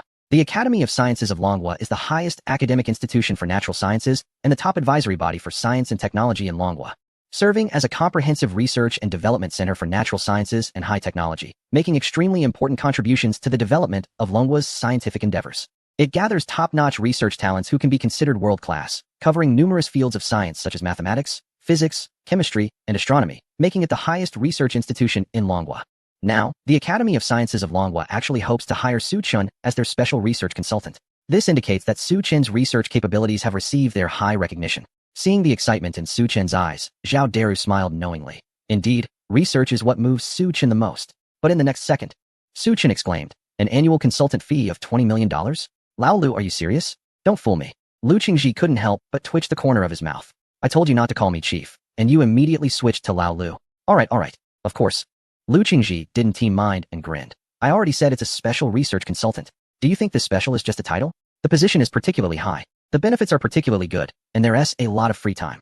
Su Qin was thrilled. That sounds great. An annual salary of $20 million. and it's in dollars, truly worthy of the top research institution in Longhua. Hearing their conversation, Zhao Dara suddenly felt a bit embarrassed. Junior, so you're excited because of the money. Soon after, Lu Qingji handed another letter to Su Chun. Upon seeing the signature on the letter, Su Chun was momentarily stunned. He wasn't familiar with this name before, but after engaging in much research, he became exceptionally familiar with it. It actually came from an academician. Academician Sun Xiqing? Zhao Dara was also astonished. Although she didn't know Sun Xiqing, she recognized the title academician.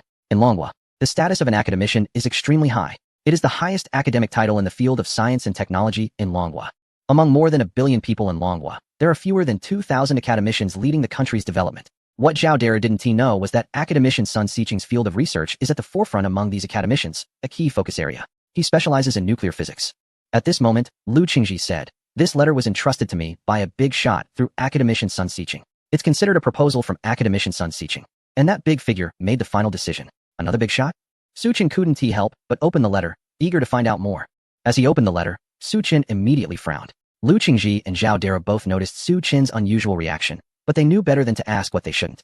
Unless Su Chen voluntarily shared with them, even Lu Qingji, a major general, had no right to inquire. After reading the entire letter, Su Chen couldn't help but take a deep breath. It was evidently written by a big shot. The tone was quite domineering. The purpose of the letter is straightforward, to inquire whether Su Chen is willing to engage in controlled nuclear fusion. As long as Su Chen is willing, a significant amount of research funding will be provided, with no upper limit. Anyone who can say such a thing is certainly not simple. However, Su Chen also knows that the technology for controlled nuclear fusion is not something that can be easily developed. Moreover, applying it in reality to create a controlled nuclear fusion power plant is also a challenge. It requires massive funding and human resources. For the country, this would also be a heavy burden. Su Chen sensed the determination from above to pursue controlled nuclear fusion, but through his experience in manufacturing mechas, he understands energy technology quite well. He knows that mere determination is not enough. This endeavor is truly costly. In light of this, he believes that his choice to sell the first-generation mechas was the right one. If he could squeeze a bit more funding from other countries, that would be even better. With this thought in mind, Su Chen immediately looked at Lu Qingji.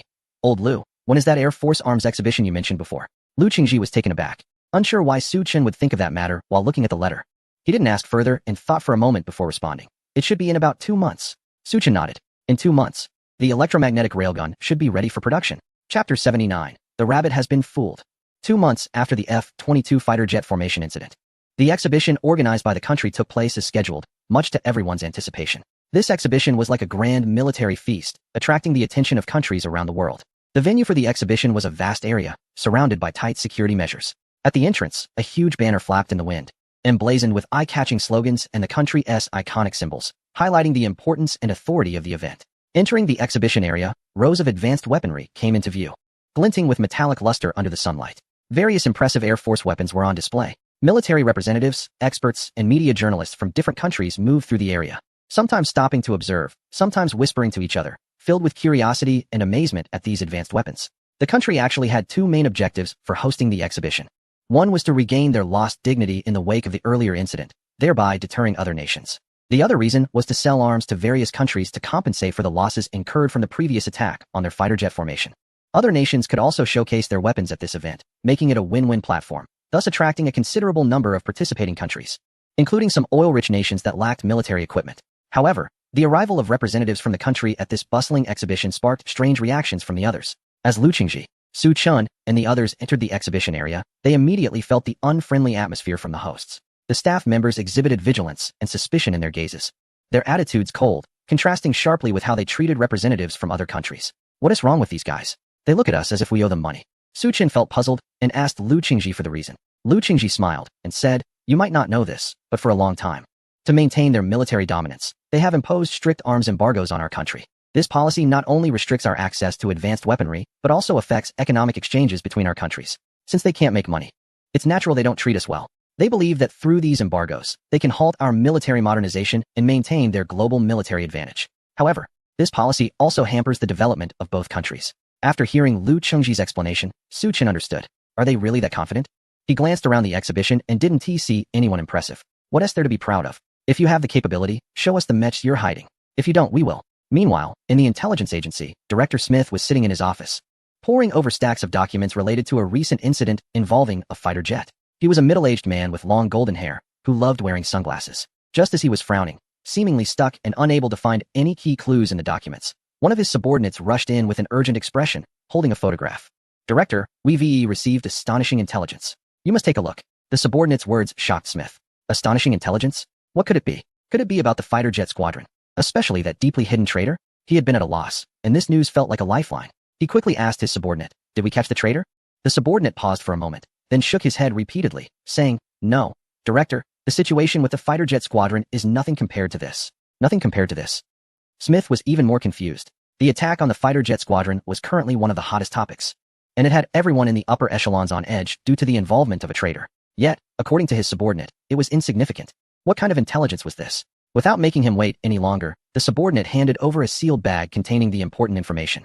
Once Smith received it, he carefully tore open the bag and found that it contained a photograph. The photo depicted a humanoid mech shimmering with a metallic luster. Its lines were sharp, resembling a piece of artwork, exuding a sci-fi charm. It looked like a product from another era, technology that seems to have crossed over from the future. Even the subordinate beside him was astonished, staring at the mech in the photo as if entranced. As Smith was also somewhat shocked, one of his subordinates said, "The intelligence reports that this is the latest single-soldier combat mech developed by a certain country, and it's 99 confirmed to be real. Director, it seems we have been surpassed by their technology. This indeed appears to be quite important intelligence." Smith was also taken aback by the mech in the photo, feeling somewhat dazed, especially when he heard that it was manufactured by that country. He was even more surprised, as they hadn't even developed a mech themselves yet. How could that country have gotten ahead and produced one? Their mechs were still at the conceptual stage. Smith shuddered as if he thought of something. He examined the mech again, top to bottom. Strange, why did this mech seem so familiar?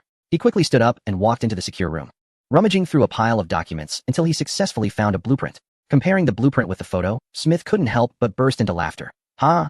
This is hilarious. No wonder the mech in the photo looks so familiar. Isn't this the so-called conceptual blueprint we released to fool other countries? I can't believe it.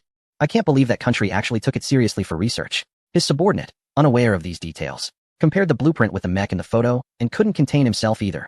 Although they weren't identical, they were at least 80 to 90 similar. Saying they were the same would not be an exaggeration. Previously worried, he now felt no concern at all and even found it somewhat amusing. Smith continued, "With our concept blueprint that we used to fool them, they think they can develop a real product? That country is just wasting resources. If they really manage to produce it, they can take the position of world leader." At this point, the subordinate said, "Director, since it's fake, shouldn't we just ignore it?" Without a second thought, Smith replied, "Of course. I really want to tell them the truth and see their expressions." After saying this, Smith suddenly thought of something else. A sly smile flashed across his face. Wait, since that country loves to waste resources so much, why not send them some more information? He then looked at his subordinate and seriously instructed, "Remember, this matter must be kept confidential. We must not let that country know the blueprint is fake. Otherwise, we won't be able to fool them." The subordinate patted his chest and assured, "Don't worry, Director. I also want to see that country struggling with resource waste." In the cramped conference room, the two burst into sinister laughter. Chapter 80. Our country's solid goods. Should we consider it? The next morning at 8 o'clock, the military exhibition commenced on schedule at the exhibition center. The sun shone on the grand exhibition venue, reflecting dazzling light. The least conspicuous spot in the venue is now filled with experts, representatives, and reporters from various countries. This is the exhibition area for a certain nation. They are showcasing an Su-57 fighter jet, also a fifth-generation stealth aircraft. Su Chun and Lu Qingji arrived here, and upon seeing them, General Karaf, the representative from that nation, warmly welcomed them. "Oh, friends from the Dragon Country, hello. This is our latest generation stealth fighter, the Su-57. Karaf proudly introduced their aircraft, his eyes shimmering with pride. The sleek and sharp lines of the Su-57 glistened under the sunlight with a metallic sheen. Its unique design not only showcased the beauty of modern technology, but also implied powerful combat capabilities. This fighter jet, like the J-21, boasts exceptional maneuverability as a fifth-generation aircraft. Reports indicate that its advanced engine can provide tremendous power, achieving an astonishing maximum speed of 26 Mach. Its powerful maneuverability allows it to easily break through and turn in the sky, as swift and agile as a flash of lightning. The combat radius can even reach 1,200 kilometers, and that's just regarding its maneuverability. The weapon system is even more impressive. The Su-57 is equipped with various advanced missiles, bombs, and a cannon with a caliber of up to 30 millimeters. These weapon systems have been meticulously designed and tested to effectively destroy various ground and aerial targets. Whether it's a sturdy ground fortress or a high-speed enemy aircraft, the Su-57 can deliver effective strikes. The representatives from that nation are providing detailed introductions to the aircraft's performance parameters. Their voices are filled with confidence and pride, as if declaring to the world the formidable strength of their military technology. "So, my friend, would you like to take a closer look at our fighter jet?" General Karaf prepared to step aside to let Lu Qingji observe it closely. However, Lu Qingji merely glanced over, offered polite compliments, and had no intention of stepping forward for a closer inspection. This surprised Karaf. It should be noted that unless there is a very close military cooperation, this is almost the only opportunity for the Dragon Country to get close to the Su-57. Even if the Su-57 were subpar, it would not warrant just a casual glance. Back when the Dragon Country was newly established, they could hardly manufacture advanced weapons, and would have been unable to take their eyes off the various weapons from that nation. Wishing to remember everything, if they had the chance to observe closely, they would have wanted to get their heads right into the weapons. And this was just over half a century ago. Is it possible that the Dragon Country is no longer interested in their latest fighter jet? Is this still the Dragon Country? General Karaf found it perplexing. Or is it that our military equipment is considered poor in their eyes? In fact, if it were a year ago, Lu Qingji, as the head of the Dragon Country's Air Force, would have seized this opportunity to thoroughly understand the Su-57. But time changes everything. Today, unless the aircraft can transform into a mecha, Lu Qingji considers it nothing special. He noticed the surprise in Caliph's eyes, smiled politely, and said, "We have important matters to attend to, so we won't observe in detail. Thank you, General Caliph, for the invitation. Whenever you have time, you are welcome to visit our country and observe our latest equipment." Lu Qingji extended an invitation to Caliph, leaving him momentarily stunned. "Are you really not going to take a look? This is the most impressive aircraft from our region. Please show some courtesy and take a glance. Don't make me beg you." At that moment, the military equipment that was to be showcased began to appear. It turned out to be a certain advanced fighter jet. The design of this aircraft is simple and elegant, with a deep gray color scheme that gives a sense of calmness and mystery. It is also a fifth-generation stealth fighter. Known for its outstanding performance and wide applicability, its maneuverability and stealth capabilities are exceptional, allowing it to perform various tasks in complex battlefield environments. As a multipurpose fighter, it can engage in both ground and air combat, and it has strong naval attack capabilities. It is the first truly joint service fighter in history, meaning it can meet the needs of the naval, land, and air forces, simplifying military equipment configuration, improving deployment efficiency, and reducing logistical costs. Upon seeing this fighter jet, representatives from many countries naturally displayed expressions of envy. They gathered around the display area, carefully observing every detail of the aircraft and attentively listening to the representatives' introductions.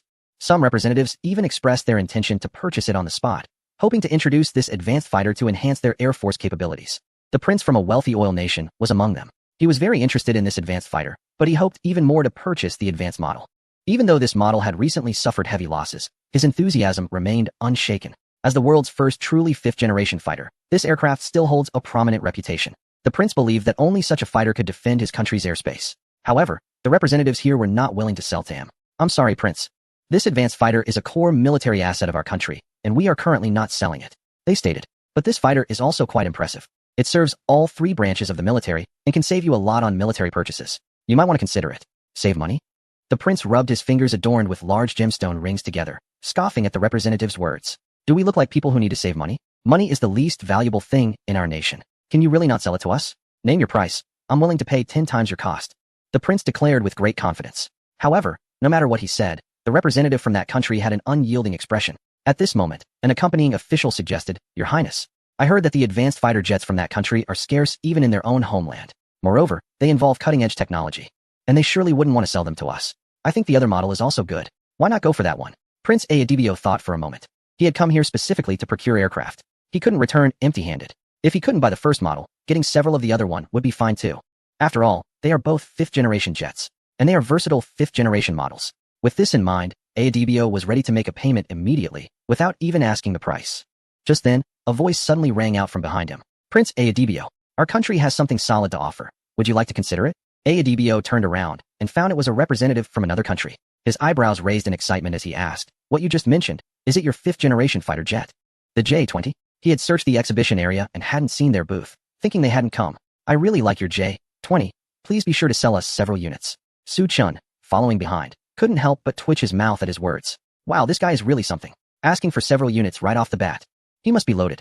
Lu Qingji was also taken aback, but he quickly regained his composure. "Dear friend, while the J-20 is indeed impressive, we are preparing to phase it out. We have more advanced weapons."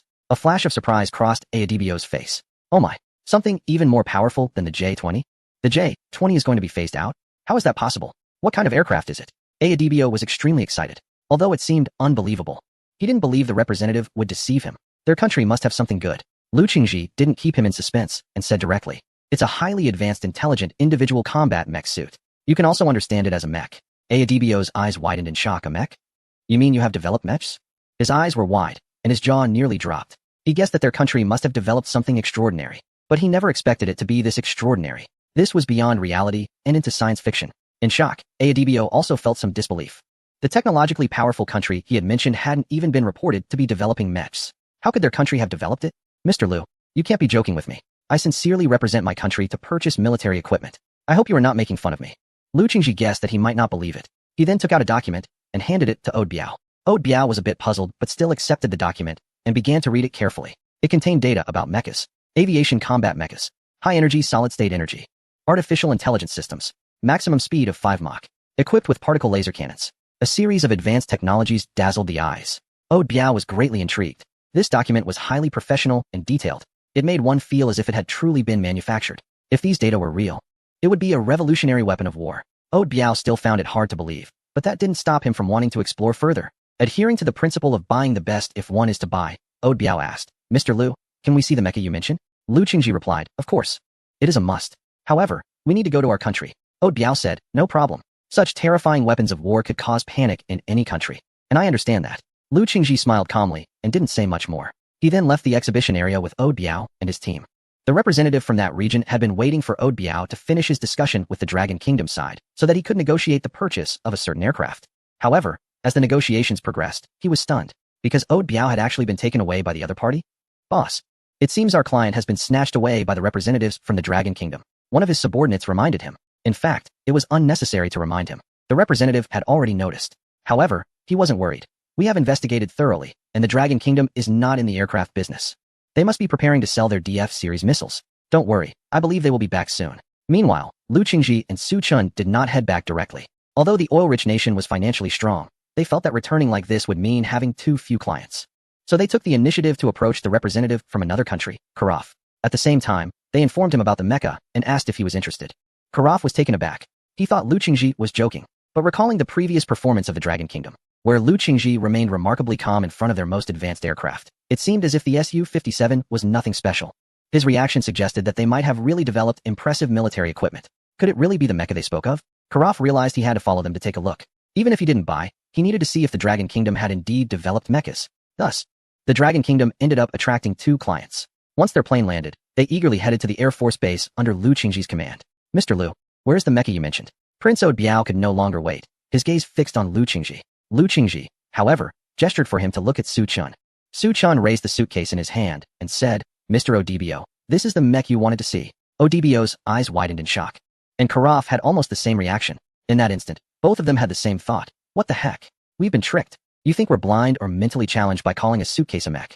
After all the trouble to get us from that territory here, was it just to fool us? Is this supposed to be fun?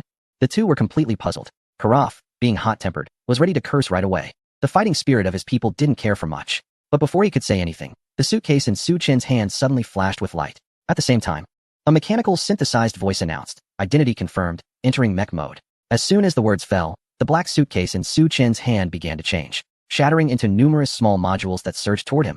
Soon, the suitcase vanished, and Su Chun, who had been standing there, was now clad in a mech that glimmered with a metallic sheen. Boom! Ode Biao and Karaf, witnessing this scene, felt as if thunder was rolling in their minds. Their shocked expressions were about to spill out of their eyes. No matter how unbelievable it seemed, the event was happening right before them. They couldn't help but believe. Oh my gosh! A suitcase actually transformed into a mech and fitted itself onto a young man who looked just as handsome as the readers. How sci-fi is that? Karaf even punched himself. Ode Biao asked, does it hurt? Karaf grinned. It hurts. Ode Biao replied, if it hurts, it's real. He incredulously walked over to Su Chun, gazing in shock at the mech. Wow!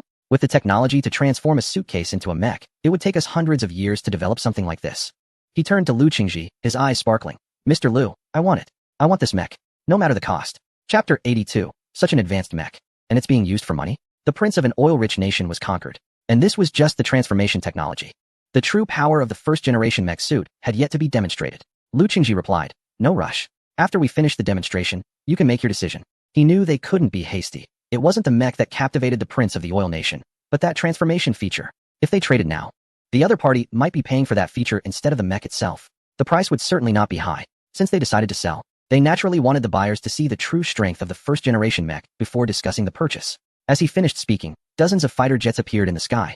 General Karaf counted and found there were as many as 36. Moreover, they were all the top-notch J-20 fighter jets from their nation. What was going on? Were they welcoming us? At that moment, as he finished speaking, a blue flame suddenly appeared at Su Chen's feet. The first-generation mech slowly lifted off the ground. And when it was 20 centimeters above the surface, the flame suddenly intensified. In the next second, its speed surged to an unimaginable level. And then it shot up into the sky. This scene startled General Karaf, who instinctively took a half step back and then looked towards the horizon, his eyes flashing with astonishment. Can it fly? It really can fly? Science fiction had once again seeped into reality.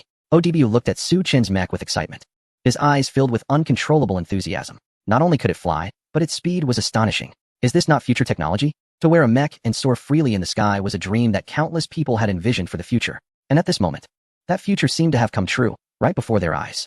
As the mech flew opposite a squadron of fighter jets, General Karaf snapped back to reality and asked in surprise, "What is happening here? Are we preparing to have the mech lead the dance to welcome us?" Lu Qingji calmly explained, "We are selling weapons and military equipment. Naturally, we need to demonstrate the combat capabilities of this weapon." He pointed to the aircraft in the sky and the first-generation mech, saying, "As you can see, our pilot will soon engage in a battle with our brigadier comrade." Before Lu Qingji could finish, he was suddenly interrupted by Karaf. "Wait a minute, Mr. Lu. Sorry to cut you off, but I really want to confirm. Was that young man just now a brigadier from your country? Or is his name Brigadier?" ODBU was equally astonished. If it were a normal situation, they would certainly have patiently listened to Lu Qingji's explanation. The key point was that what he just said was too explosive. Such a young person is actually a brigadier from the Dragon Country. Not to mention in the Dragon Country, even looking at the whole world. That is quite astonishing and improbable. Lu Qingji did not expect them to focus on this question. He nodded and said, "That's right. You heard correctly.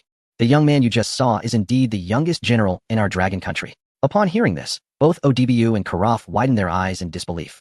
From earlier until now, they had thought Su Chun was Lu Qingji's secretary, and they even felt that this secretary was not performing well, seemingly on equal footing with Lu Qingji. Wow, it turns out he is a high-ranking officer. Moreover, they had been overlooking him. Being promoted to brigadier at such a young age might hold even more weight than Lu Qingji. Can I ask a couple more questions? May I inquire what the young general was awarded his brigadier rank for? I believe your military rank system in the Dragon Country shouldn't be so broken as to casually grant a young person the rank of brigadier, right?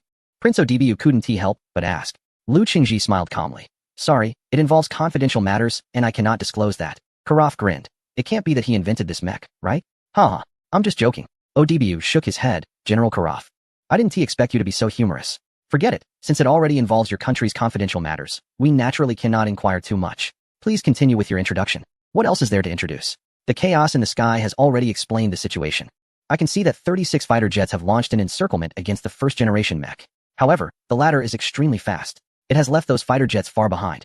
This sudden scene has left the two foreigners stunned. How did it suddenly turn into a fight? Karaf quickly reacted. "This shouldn't be a real fight. Is this a drill?" Lu Qingji nodded. "We prepared this exercise to give you a more intuitive understanding of our mechs. Of course, since it is a drill, we are using a simulation shooting system throughout. However, even though it is a drill, 36 fighter jets, including the J-20, which is a highly advanced 5th-generation fighter, against one mech, there should be no suspense at all." Both ODBU and Karaf were skeptical about whether this was reasonable. Wouldn't the Dragon Country be slapping itself in the face? But thinking this way, the reality is that the first-generation mech has fiercely left the opposing fighter jet formation far behind. This speed is terrifying. It really matches the data we saw earlier. The maximum speed can reach an astonishing 5 Mach. Just like it's intentionally showcasing speed, when Su Chen felt it was enough to demonstrate, he began the real performance.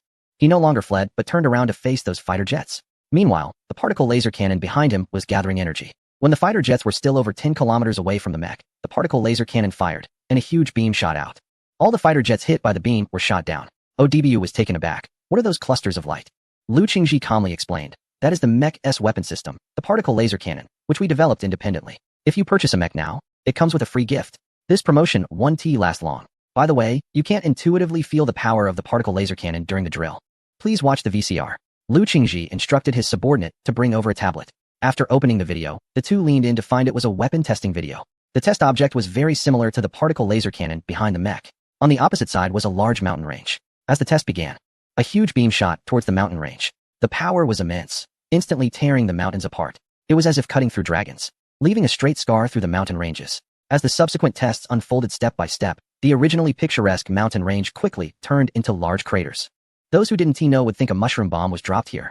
At this moment, ODBU reacted. He swallowed hard, incredulously saying, "So the broken mountain range behind the base was caused by this particle laser cannon. I was wondering what was going on. The power of this thing is too great." Even Karaf found it terrifying. This particle laser cannon is not only powerful, but also has an impressive range. At least 40 to 50 kilometers is definitely achievable. Equipping mechas with such weapons is like adding wings to a tiger.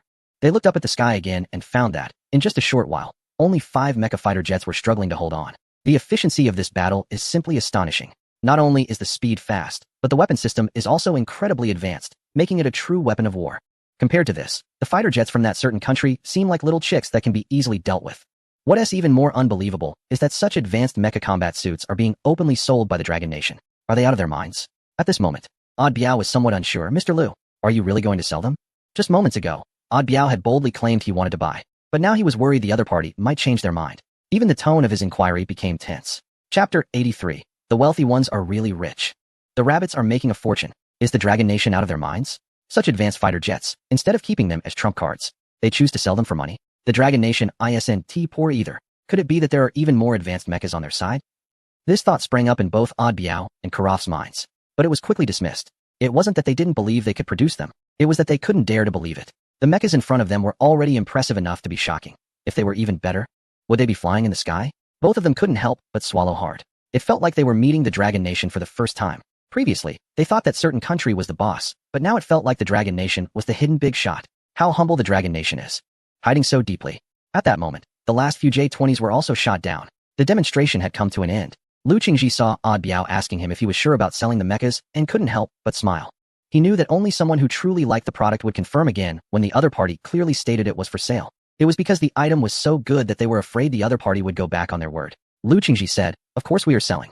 The Dragon Nation has always said what it means. Since we promised to sell, we will definitely sell. Also, regarding the various data on the mechas that we showed you earlier, if any one of them does not meet the standards, we will compensate 3 times. This promise completely dispelled all of Odd Biao's concerns. First, the equipment is powerful enough. Secondly, there's the official after-sales guarantee from the Dragon Nation. What is there to worry about? Odd Biao immediately said, "This mecha combat suit shouldn't be cheap, right? How much is it approximately per unit?" Lu Qingji held up one finger. 100 billion. Our mechas are so powerful, selling for 100 billion Dragon Nation dollars is not excessive, right? Odd Biao was taken aback. He couldn't help but gasp. He thought to himself, 100 billion is no small amount. To put it into perspective, a bare F-22 is only 200 million, and 100 billion is enough to buy 50 F-22s. What's more critical is that Odd Biao didn't want to buy just one mecha. At this moment, even the wealthy individuals couldn't help but feel conflicted. Raising 2 fingers, 2 billion Dragon Kingdom coins. Lu Qingji was momentarily stunned. Huh? Why did the price go up? I said 1 billion. Why did you raise it to 2 billion? It must be completely conquered by our mechas. Besides, the cost of the first-generation mecha is only a few 100,000. Now it's been raised to 2 billion. The profit margin in between is simply exorbitant. Lu Qingji reacted quickly, regaining his composure, and realized that the wealthy individual seemed to have room for further price increases. So he continued, "The core of our individual combat suit is actually its artificial intelligence system. In other words, it can be operated intelligently by ordinary people without the need for professional pilots." Upon hearing this, the wealthy individual's eyes lit up. "In other words, I can use it too?" Lu Qingji nodded. Of course. The wealthy individual became even more excited. Wearing a mecha to soar through the sky. This dream seemed to be on the verge of realization. After hesitating for a moment, he finally said, 3 billion. 3 billion Dragon Kingdom coins. And I want 10 units. I can transfer the funds right now. A transaction of 3 trillion on-site. This is definitely something only a wealthy individual could afford so extravagantly. Moreover, it was evident that this seemed to be the other party's limit. He could possibly raise the price a bit more, but the other side might reduce the purchase quantity. In the end, they might only be able to buy 1 unit. Anyway, the first-generation mecha is a high-profit product. As long as it sells, the more it sells, the more profit there is. Compared to the hundreds of billions in price, its cost is negligible. During the transaction, when the 3 trillion cash arrived, Lu Qingji couldn't help but smile broadly. 10 mechas. The cost was less than 10 million, but it earned the country 3 trillion. He couldn't help but want to share this good news with Su Chun. Looking back, Su Chen's initial choice was indeed quite correct. After finishing the transaction with the wealthy individual, they would return to their home country and wait for the Dragon Kingdom to deliver the completed mechas to them. At the same time, Lu Qingji also didn't forget another important client. The neighboring country. General Karof, you've seen our mechas. What do you think? Are you considering a purchase? Lu Qingji asked. Karof nodded frantically. Of course. I definitely want to buy. However, just as he expressed his intention, he suddenly deflated like a wilted flower. The domestic economy of the neighboring country has always been unstable, and their treasury is not in a good state. Spending 3 billion on a mecha is definitely not a trivial matter for them. Karof couldn't make the decision himself. However, I need to consult with the authorities back home. He added, you know how it is in our country. Lu Qingji thought for a moment and then smiled. If you're willing to buy, I can offer you an internal price. It can be quite a bit cheaper. Karof smiled wryly. Even if the mecha is cheaper at 3 billion, it might still be unaffordable. Lu Qingji, it's 100 billion cheaper. Karof's eyes widened in shock. 100 billion? Is this mech that profitable? If it can be cheaper by 100 billion at any moment, the profit of this mech must be at least 200 billion, Karof guessed. Lu Qingji smiled awkwardly. Not at all, we just think, after all, we are neighbors, right? If we possess such advanced mechs and you don't, it will inevitably cause concern among your higher-ups. This is not conducive to regional stability and goes against our principle of seeking stability. Therefore, we would rather earn a little less, or even invest a bit, in hopes that you can have our mechs. Karaf's eyes flickered, and he surprisingly found Lu Qingji's reasoning quite compelling. Moreover, in his view, the various advanced technologies on this mech must not be cheap. Perhaps Lu Qingji was telling the truth. They might not make much profit, and could even be subsidizing. However, you must keep it confidential. If the price leaks to oil-producing countries, we will absolutely not acknowledge it, and will definitely hold you responsible. Also, we only accept cash, and will only give you 3 days to consider. Lu Qingji added. Karaf nodded repeatedly. Your country treats us this way. We will definitely not betray you. I will contact our higher-ups right away, and please provide me with another copy of the information regarding the mechs, as well as the video materials. Lu Qingji had already prepared these materials, and after handing them all over to Karaf, he quietly waited for a response. 200 billion is not a small amount. After all, the cost is only a few $100,000. Originally, the price Lu Qingji negotiated with the higher-ups in Suchun was 100 billion. Now selling it for 200 billion is also a profit. So, there is no need to report back to the higher-ups. They said they would give the other side 3 days, and they really made full use of that time. On the other side, after receiving the news, the relevant parties directly organized a top-notch team of researchers to study the materials. Initially, the higher-ups were rarely in agreement. After all, the domestic economy really couldn't bear the expenditure of hundreds of billions. But once they truly witnessed the power of the first-generation mech, they decided to tighten their belts. They would rather live a hard life than not possess these mechs. In the end, they took out 400 billion in cash. Scrimping and saving, they bought 2 units. Seeing the 400 billion arrive, Lu Qingji was overjoyed. He didn't mind that they bought so few. For him, selling even 1 unit is a profit. Chapter 84. 8 or 9 meters in diameter, and you call this a cannon? National Defense, Comprehensive Laboratory of the Revival Building. Suchun was organizing some key data. Just as he was finishing up, Lu Qingji arrived. He was grinning, looking exceptionally happy. Suchun probably guessed what was happening and spoke up. Did you make a fortune? Lu Qingji was about to explain what had happened, but was surprised that Suchun had already guessed it. He casually found a spot to sit down and burst into laughter. I made a fortune. He wanted to light a cigarette for himself, but then thought about the presence of Zhao Dairo and especially Suchun, and decided he couldn't let the precious girl breathe in secondhand smoke. He put the cigarettes away again, continuing proudly. Suchun, this time we owe it all to you. We made a huge fortune. Didn't we discuss selling a mecha for 100 billion? Although it's worth every penny, the wealthy buyers thought it was too expensive, and they started bargaining with me. As it turned out, the more we negotiated, the higher the price went. In the end, we sold them each for 300 billion. Lu Qingji laughed at his own words. Suchun asked, did the other party misunderstand? Lu Qingji didn't care whether they misunderstood or not. Who cares? We made a significant profit this time. The mecha cost just a few $100,000, and they bought 10 units at once, totaling 3 trillion. And they transferred the money to our account the same day. And those folks from the northern region, you know their domestic situation. The economy isn't great. So I sold them 2 units for 200 billion each.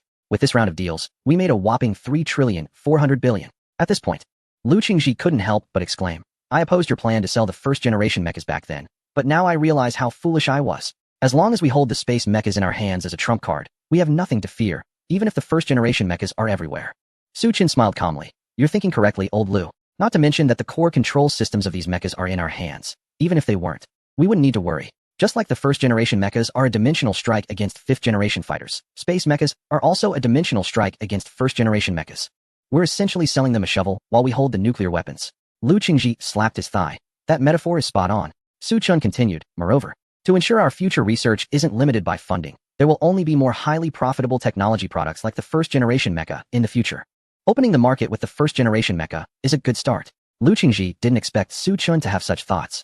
This meant he would produce even more highly profitable products in the future. He knew Suchun was not one to boast, as all his previous so-called boasts had turned into reality. This indicated that Suchun was confident in creating more and more technology products. Is this what genius is? There are no limits.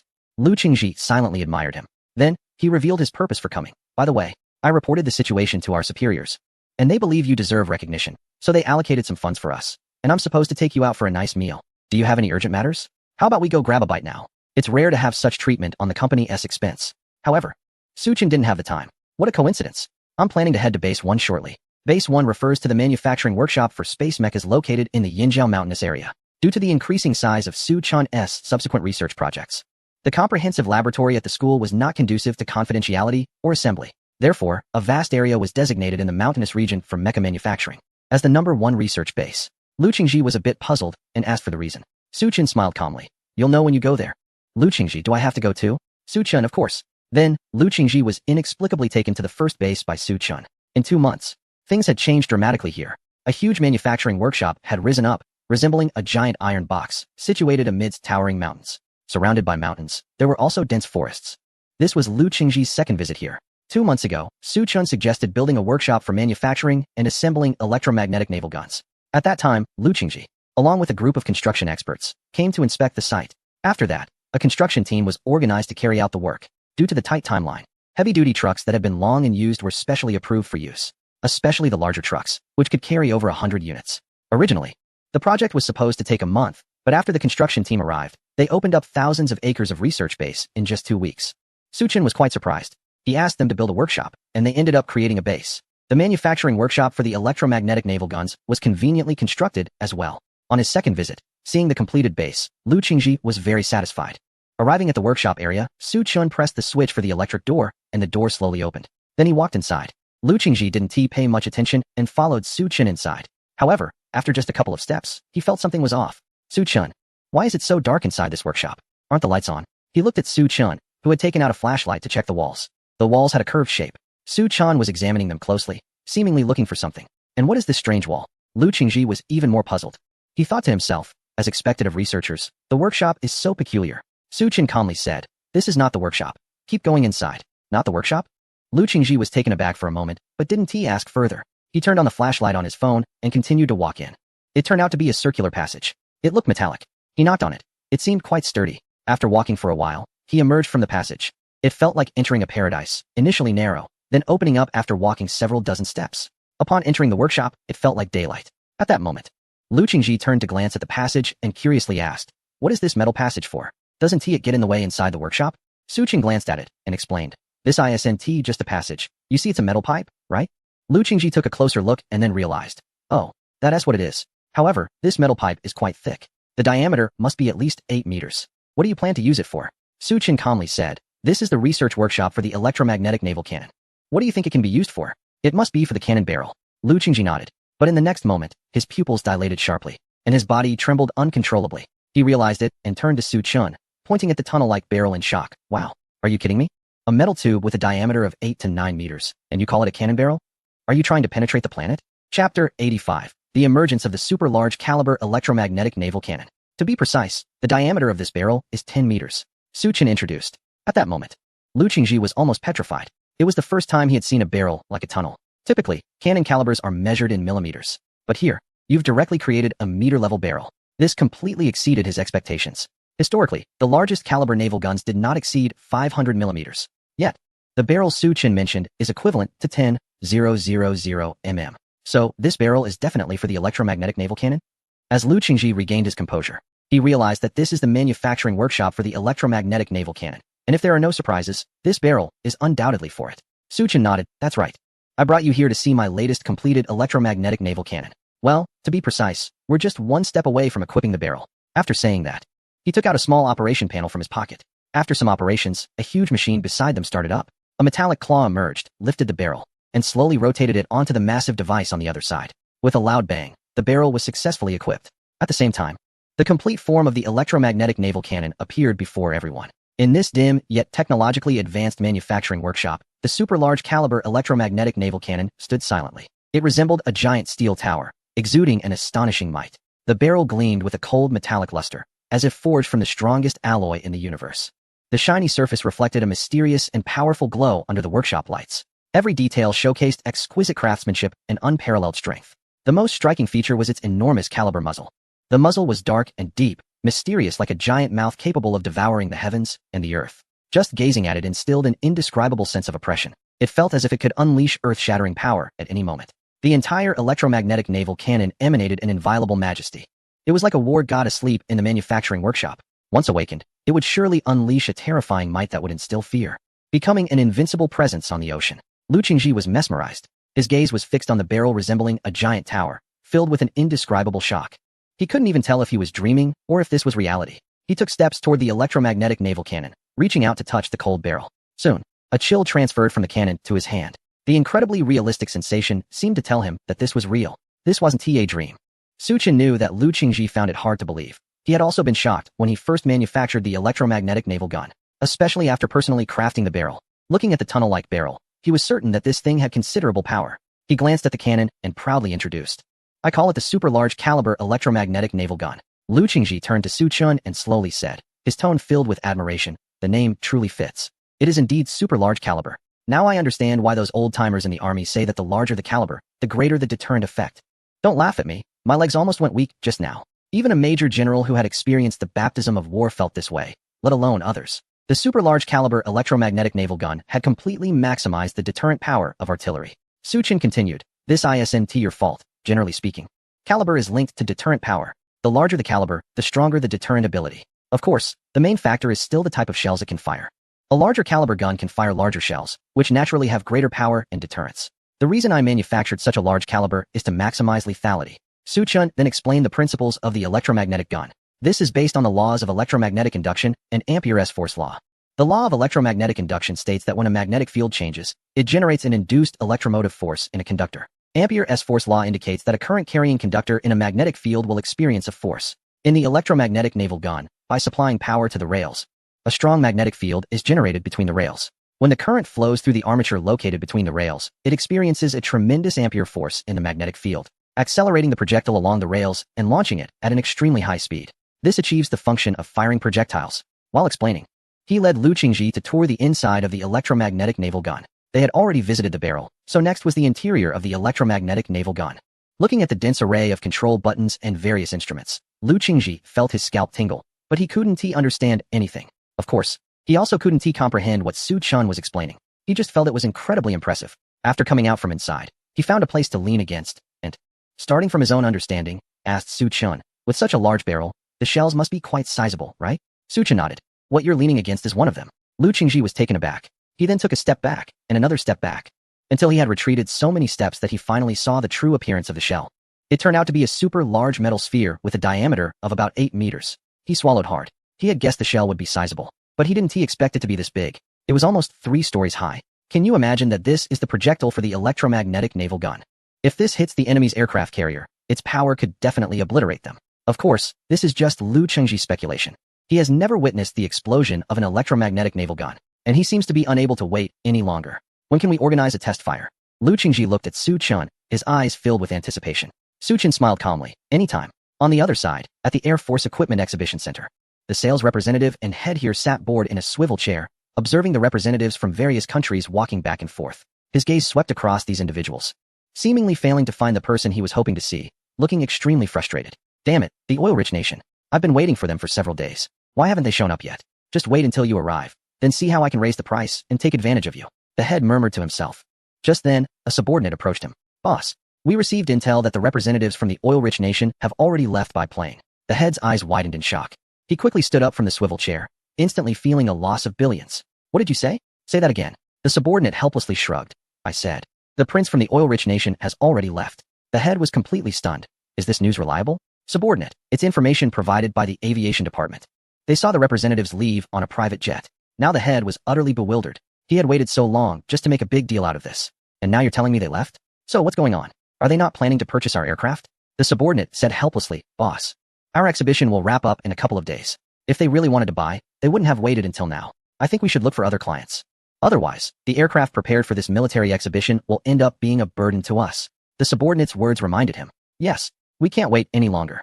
They have a batch of urgently needed stock available for sale. If the big client wants to buy, they can reserve it.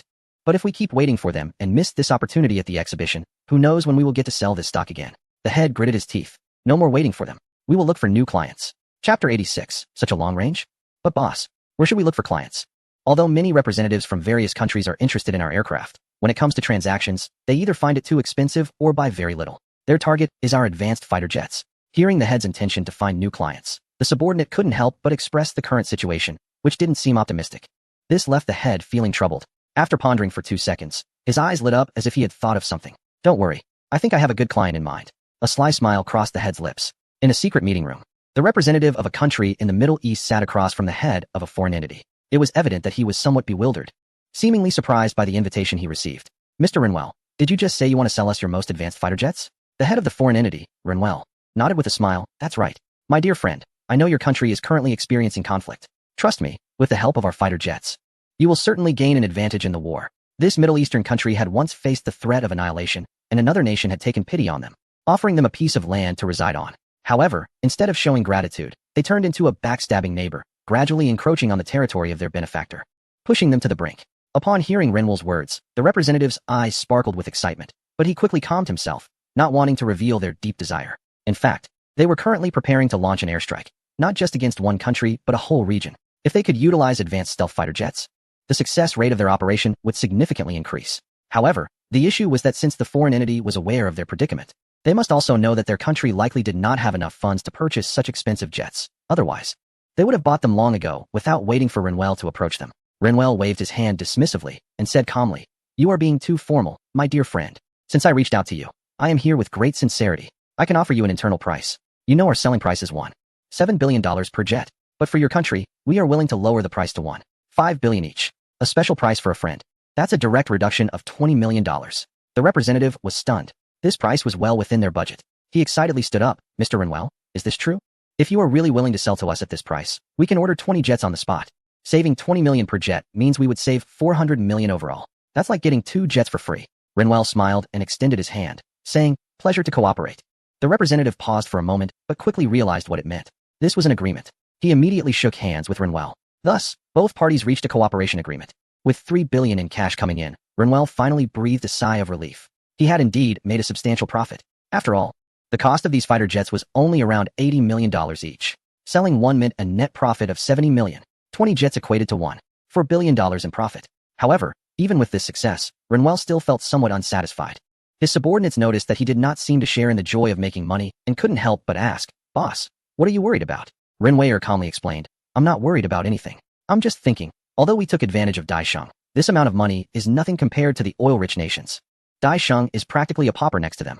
The more he thought about it, the more frustrated he became. Renwell turned to his subordinate. "You mentioned earlier that the oil-rich nations left on a private jet?" The subordinate nodded repeatedly. "That's right.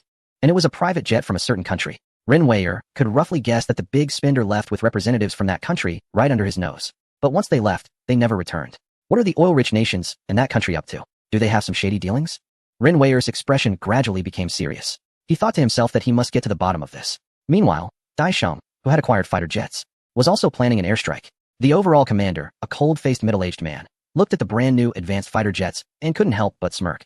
He boldly declared, "Pyramid Nation. Oil-rich nations. Those unruly clowns in the Middle East. Just wait to face our sanctions." In a certain region, the #1 research base was under heavy guard. Originally a high-security area, the security measures had now been increased several times. This was all because the test firing of the electromagnetic naval cannon was ready to begin. Liu Qingji and the big shots from various military districts rushed over, eager to see what the so-called super-large caliber electromagnetic naval cannon looked like. When they arrived at the base and saw the tunnel-like cannon barrel, their reactions mirrored Liu Qingji's when he first saw the electromagnetic naval cannon. They were all stunned by the massive barrel. "Damn it, I've lived this long, and this is the first time I've seen a cannon with such a huge barrel. If we had this thing years ago, we could have blown those guys to kingdom come. This thing won't blow up, will it? If it does, this area would be leveled. I can't believe you're telling me that this 3-story high metal projectile is the ammunition for the electromagnetic naval cannon? Wow, it feels even scarier than the space mechs I saw before. In front of this, I feel like the space mechs would get pierced through." The big shots were mesmerized by the electromagnetic naval cannon before them. Even though they had seen many grand occasions, they were still deeply shocked by the weapon developed by Su Chun. Especially when they saw the nearly 3-story high projectile, their astonishment reached new heights. They couldn't help but look forward to the upcoming test firing. Su Chun was making the final preparations when Liu Qingji and the others approached, asking if he had a preferred test firing target location in mind. "Of course, I think the Foot Basin country would be great." Upon hearing this, everyone burst into laughter. Zhou Jingting also arrived and chuckled. "Not yet. Let's deal with them when we settle the accounts." Su Chun was only half joking at first. Then he seriously mentioned the most suitable test launch location in his mind. "Let's do it in a remote area." That place was sparsely populated, making it perfect for a test launch. Upon hearing Su Chen's words, the dignitaries present were momentarily stunned. They even found it more ridiculous than the previous proposal. Liu Qingji couldn't hold back and exclaimed, "Su Chen, are you serious? Do you realize how far it is from here to that location? At least 5,000 kilometers. How on earth can we hit that target?" Just after saying this, Liu Qingji suddenly had a realization. "Wait. You mentioned before that the range of the electromagnetic railgun is quite impressive. Is 5,000 kilometers within its range?" At this point, Liu Qingji couldn't help but swallow hard, his eyes wide. "Goodness, that's even farther than the range of some long-range missiles. Can we even call this a gun?" Chapter 87. Preparing for the test. The power of the electromagnetic railgun unleashed. A cannon that can reach 5,000 kilometers. Not only was Lu Qingji shocked, but the other officials were also taken aback by this terrifying data. This range even exceeded that of some DF series missiles. It's important to note that missiles have rocket launch systems, which enable them to be fired over such long distances. But this electromagnetic railgun shouldn't have any rocket launch system, right? How can it shoot so far? While everyone was still in disbelief, Su Chun was already preparing for the launch. The operators were focused, their fingers swiftly moving over the keyboard, making final adjustments to the parameters. Zhou Jingtian looked at Lu Qingji. Old Lu, you've been following the super electromagnetic railgun project, right? You should be the most familiar with it. Do you think it can really shoot that far? Lu Qingji wasn't sure. Su Chen said before that its range is quite extraordinary, and since he insisted on testing it at that location, he must have confidence in it. Everyone nodded in agreement, but that was just their speculation. Whether it could successfully launch there would depend on the upcoming test. After a series of complex and precise operations, the electromagnetic cannon began to launch. In that moment, the entire command center seemed to freeze. Everyone's eyes were glued to the big screen, waiting for the breathtaking moment. When the launch command was issued, a faint electrical hum suddenly filled the air, like the low growl of a dragon awakening, echoing softly. Then, powerful currents surged through the rails inside the cannon, producing a series of heart-pounding buzzing sounds. In an instant, a dazzling light shot out from the cannon's muzzle. So bright it resembled a small sun rising from the sea. The people present instinctively stepped back, all closing their eyes. Yet, their hearts were filled with shock. This miraculous sight, seemingly a manifestation of the divine, was actually the display of a weapon. Meanwhile, the powerful electromagnetic field generated during the launch of the electromagnetic railgun caused the surrounding air to appear distorted, forming ripples that resembled mysterious energy waves spreading outward. Finally, the projectile shot out with an unimaginable speed, leaving a long tail flame behind, like a meteor streaking across the sky. The tail flame swayed in the sea breeze, leaving a magnificent trail reminiscent of a comet flying at high speed through the universe. As the projectile passed, the air was torn apart, producing a sharp explosive sound, as if the sky had been ripped open. As the brilliance gradually faded, the operator looked at the screen and was instantly shocked. 20 Mach. It had reached 20 Mach so quickly. In just 10 seconds, the projectile accelerated from 0 to 20 Mach. This was an incredible speed, considering that the most advanced missiles in the nation only reach a maximum speed of 25 Mach. Yet, the electromagnetic railgun achieved this remarkable speed in just 10 seconds. And this was not its final speed. It was still increasing. Soon it broke through 25 Mach and reached a terrifying 30 Mach. The projectile from the electromagnetic railgun raced toward its distant target like a meteor streaking through the sky. Su Chen stood at the command platform, focused and calm. As the developer of this railgun, he was well aware of its performance. However, at this moment, his heart was filled with tension and anticipation. He knew this was not just a simple launch test, but also a validation of his hard work over the past few days. Operator, connect the communication system to let the staff on the other side transmit real-time footage from the test site. Yes, the operator responded. Soon, the images from the test launch site were transmitted. The large screen displayed the vast and desolate scenery of the test area. This land had once witnessed countless nuclear tests. Now, it had become the testing ground for the railgun. The senior leaders present were also visibly tense. Their eyes were glued to the screen, afraid to miss any detail. From their expectant gazes, it was evident that they were filled with confidence about this test launch. General Zhou Jingting, the commander of the North China War Zone, smiled and excitedly said, "I have a feeling that what follows will be an earth-shattering sight. After all, the scene during the launch was explosive, and when the projectile lands, it will surely be just as explosive." The other senior leaders nodded in agreement, believing it to be inevitable. However, as time passed, everyone gradually noticed that there was no significant movement at the test site. The sky over the target area remained a clear blue, just as it had been at the beginning. But they were not anxious, knowing that the projectile could not reach the test site so quickly. General Zhou Jingting still playfully bet with Lu Qingji. "Old Lu, let us make a wager.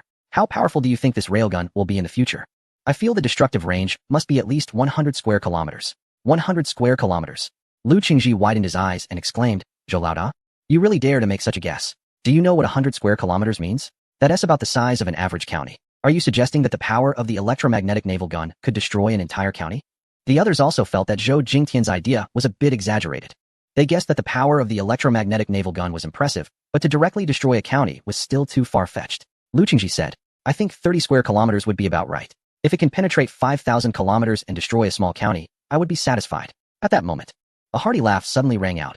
"Ha ha, little Lu, why are you so hesitant to guess? If you ask me, the explosion radius should be at least 1,000 square kilometers." The crowd turned to see that it was Zhao Yong, the commander-in-chief of the Southern Sea Area and the Navy. Despite being in his 60s, Zhao Yong was still in great shape. He strode over, eager to join in on the bet between the two. His answer was even more outrageous.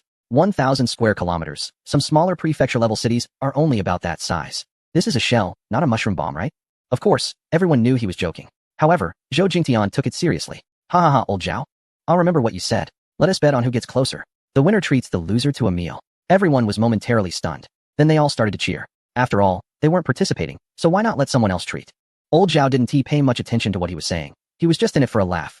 Just as he finished speaking, a brilliant light suddenly flashed on the screen. Chapter 88, Terrifying Destructive Power. Is this a shell or a mushroom bomb? Seconds before, the scene was a clear, deep blue.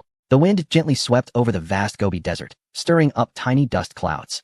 But suddenly, a bright flash, like a newborn sun, instantly tore apart the tranquility. The light was so dazzling that, at that moment, the entire world was lit up as bright as day, and all colors lost their original meaning under the intense brightness. Next, a massive fireball shot up into the sky, resembling a huge mushroom cloud.